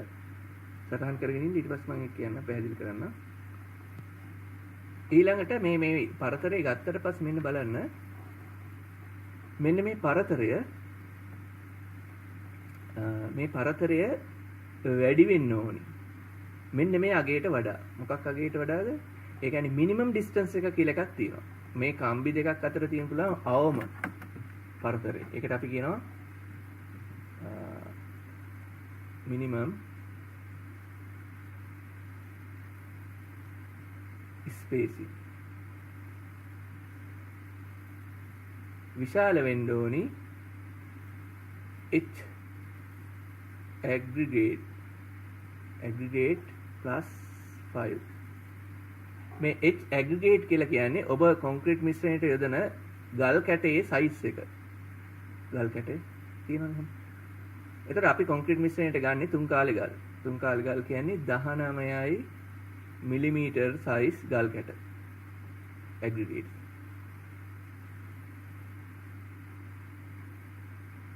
හරිද? ඒ කියන්නේ මේ ගල් කැටයක් ගත්තාම මේ ගල් කැටේ තියෙන්න පුළුවන් උඩරිම පරතරය මෙහෙම 19 මිලිමීටර් කියන එක. හරිද? ඒකට පහක් එකතු කරාම එන අගයට වැඩිය අනිවාර්යෙන් ස්පේසින් වැඩි වෙන්න ඕනේ. ඒකට හේතුව තමයි එහෙම නැතිනම් මේ කම්බි දෙක අතරින් මේ කොන්ක්‍රීට් එකේ ගල් කැට පල්ලෙහාට වැටෙන්නේ. එහෙම වුණොත් මෙතන ගල් කැටේ රැඳෙනවා. ඒ කියන්නේ කම්බි මෙහෙම කම්බියක් තියෙනවා. මෙහෙම කම්බියක් තියෙනවා. කම්බි දෙක අතර පරතරයට වැඩිය ඒ කියන්නේ කම්බි දෙක අතර පරතරය ලොකුයි නම් ගල් කැටේ ඔහම ඇවිල්ලා මේක උඩ හිටිනවා මිසක් හරිද මේ ගල් කැටේ මෙහෙම මෙයාට යන්න බෑ මේ දෙක අස්සේ පල්ලෙහාට වැටෙන්න බෑ. ඒකට ග්‍රවුට් එක විතරක් වැටිලා පල්ලෙහාට හනිකොම් හැදෙනවා. ඒ නිසා අපි මෙතන කරන්නේ මෙන්න මේ අවම රික්වයර්මන්ට් එක කීයද බලනවා. එතකොට අපේ ආපු ගානේ කීයද අපිට එන්නේ?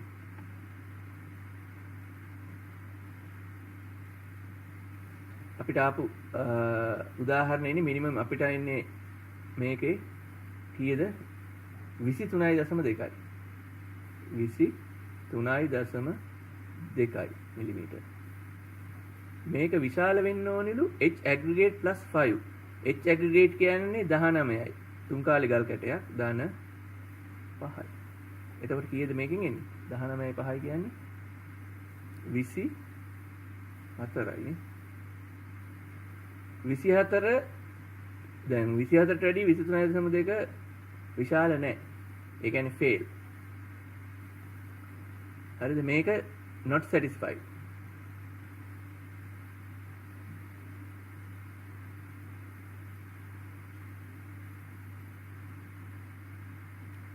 ඒ කියන්නේ ඔබ මේ විදිහට ඩිසයින් කරලා කම්බි ටික මෙහෙම ඇඳලා දුන්නොත් මේ බීම් එකේ හදලා ෆෝම් එක ගලවපු ගාම බැලුව හැකි බීම් බොටම් එකේ කම්බි ටික පෙනේ. ඇයි ග්‍රවුට් එක වැටිලා ග්‍රවුට් එක එක්ක රැඳිලා ග්‍රවුට් එක විතරක් තියෙයි. ගල් කැට වැටෙන්නේ නැහැ. ගල් කැට ඇවිල්ලා කම්බි දෙක අතර රැඳෙනවා. පැහැදිලිද? සටහන් කරගන්න. දැන් ඔයා අහපු ප්‍රශ්නෙට උත්තරේ හම්බුණානේ. ඒකට මම මෙතන තව පොඩි රූප සටහනක් පෙන්නන්නම්. මේ තියෙන්නේ මේ ගල් කැට සයිස් එක ඇඩ්ජස්ට් සයිස් එක ටිකක් වැඩි එකකට චෙක් කරපු එක. දැන් මේ වෙන සිදුවීම පෙන්නන්නේ. දැන් කම්බි දෙක අතර මේ යොදන කම්බි දෙක අතර පරතරය ඒ අවශ්‍ය ප්‍රමාණයට වඩා වැඩි තියෙනවා නම් මේ ගල් කැටේ මේ විදිහට වැටෙනවා පල්ලෙහාට මේ ෆෝම් එක එකේ මෙතෙන්ට. නමුත් මේක මේ කම්බි දෙක මේ කළු පාටින් පෙන්නලා තියෙන කම්බි දෙක එක ළඟ තිබුණොත් මේ ගල් කැටේ රැඳෙන්නේ උඩ. කම්බි දෙක උඩ මිසක් පල්ලෙහාට වැටෙන්නේ නැහැ. මෙන්න මේ කාරණේ තමයි ඒ කිව්වේ. එතකොට මේකේ මෙතනින් එහා තියෙන මේකට කරන්න පුළුවන් විසඳුම මොකද්ද?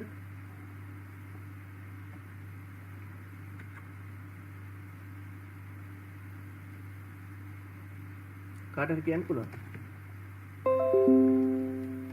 අපි මේකේ කම්බි උතනින් කම්බි කීපයක් උඩට ගන්නවා. ඔව් අපිට විසඳුම් කිහිපයක් තියෙනවා. මේ ඕන විසඳුමකට යන්න පුළුවන්. මේ ටික අපි ඊළඟ සතියේ කරන්නේ. මේකට අපි කියනවා pair and bundle කරනවා කියලා. ඒ කියන්නේ කම්බි මිටි සහ යුගල් කිරීම කරනවා.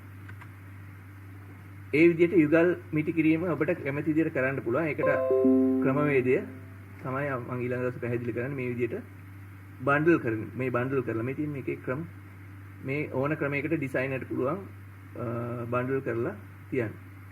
එක්ක මේ විදිහේ කොටස් වලට බෙදලා මේ තියෙන මේ වගේ එක්ක ස්පේස් බාර් දාලා මේ විදිහට ස්පේස් බාර් එකක් දාලා ඩබල් කරන්න පුළුවන්. එහෙම නැත්නම් යුගල් විදිහට සිරස් තිරස් විදිහට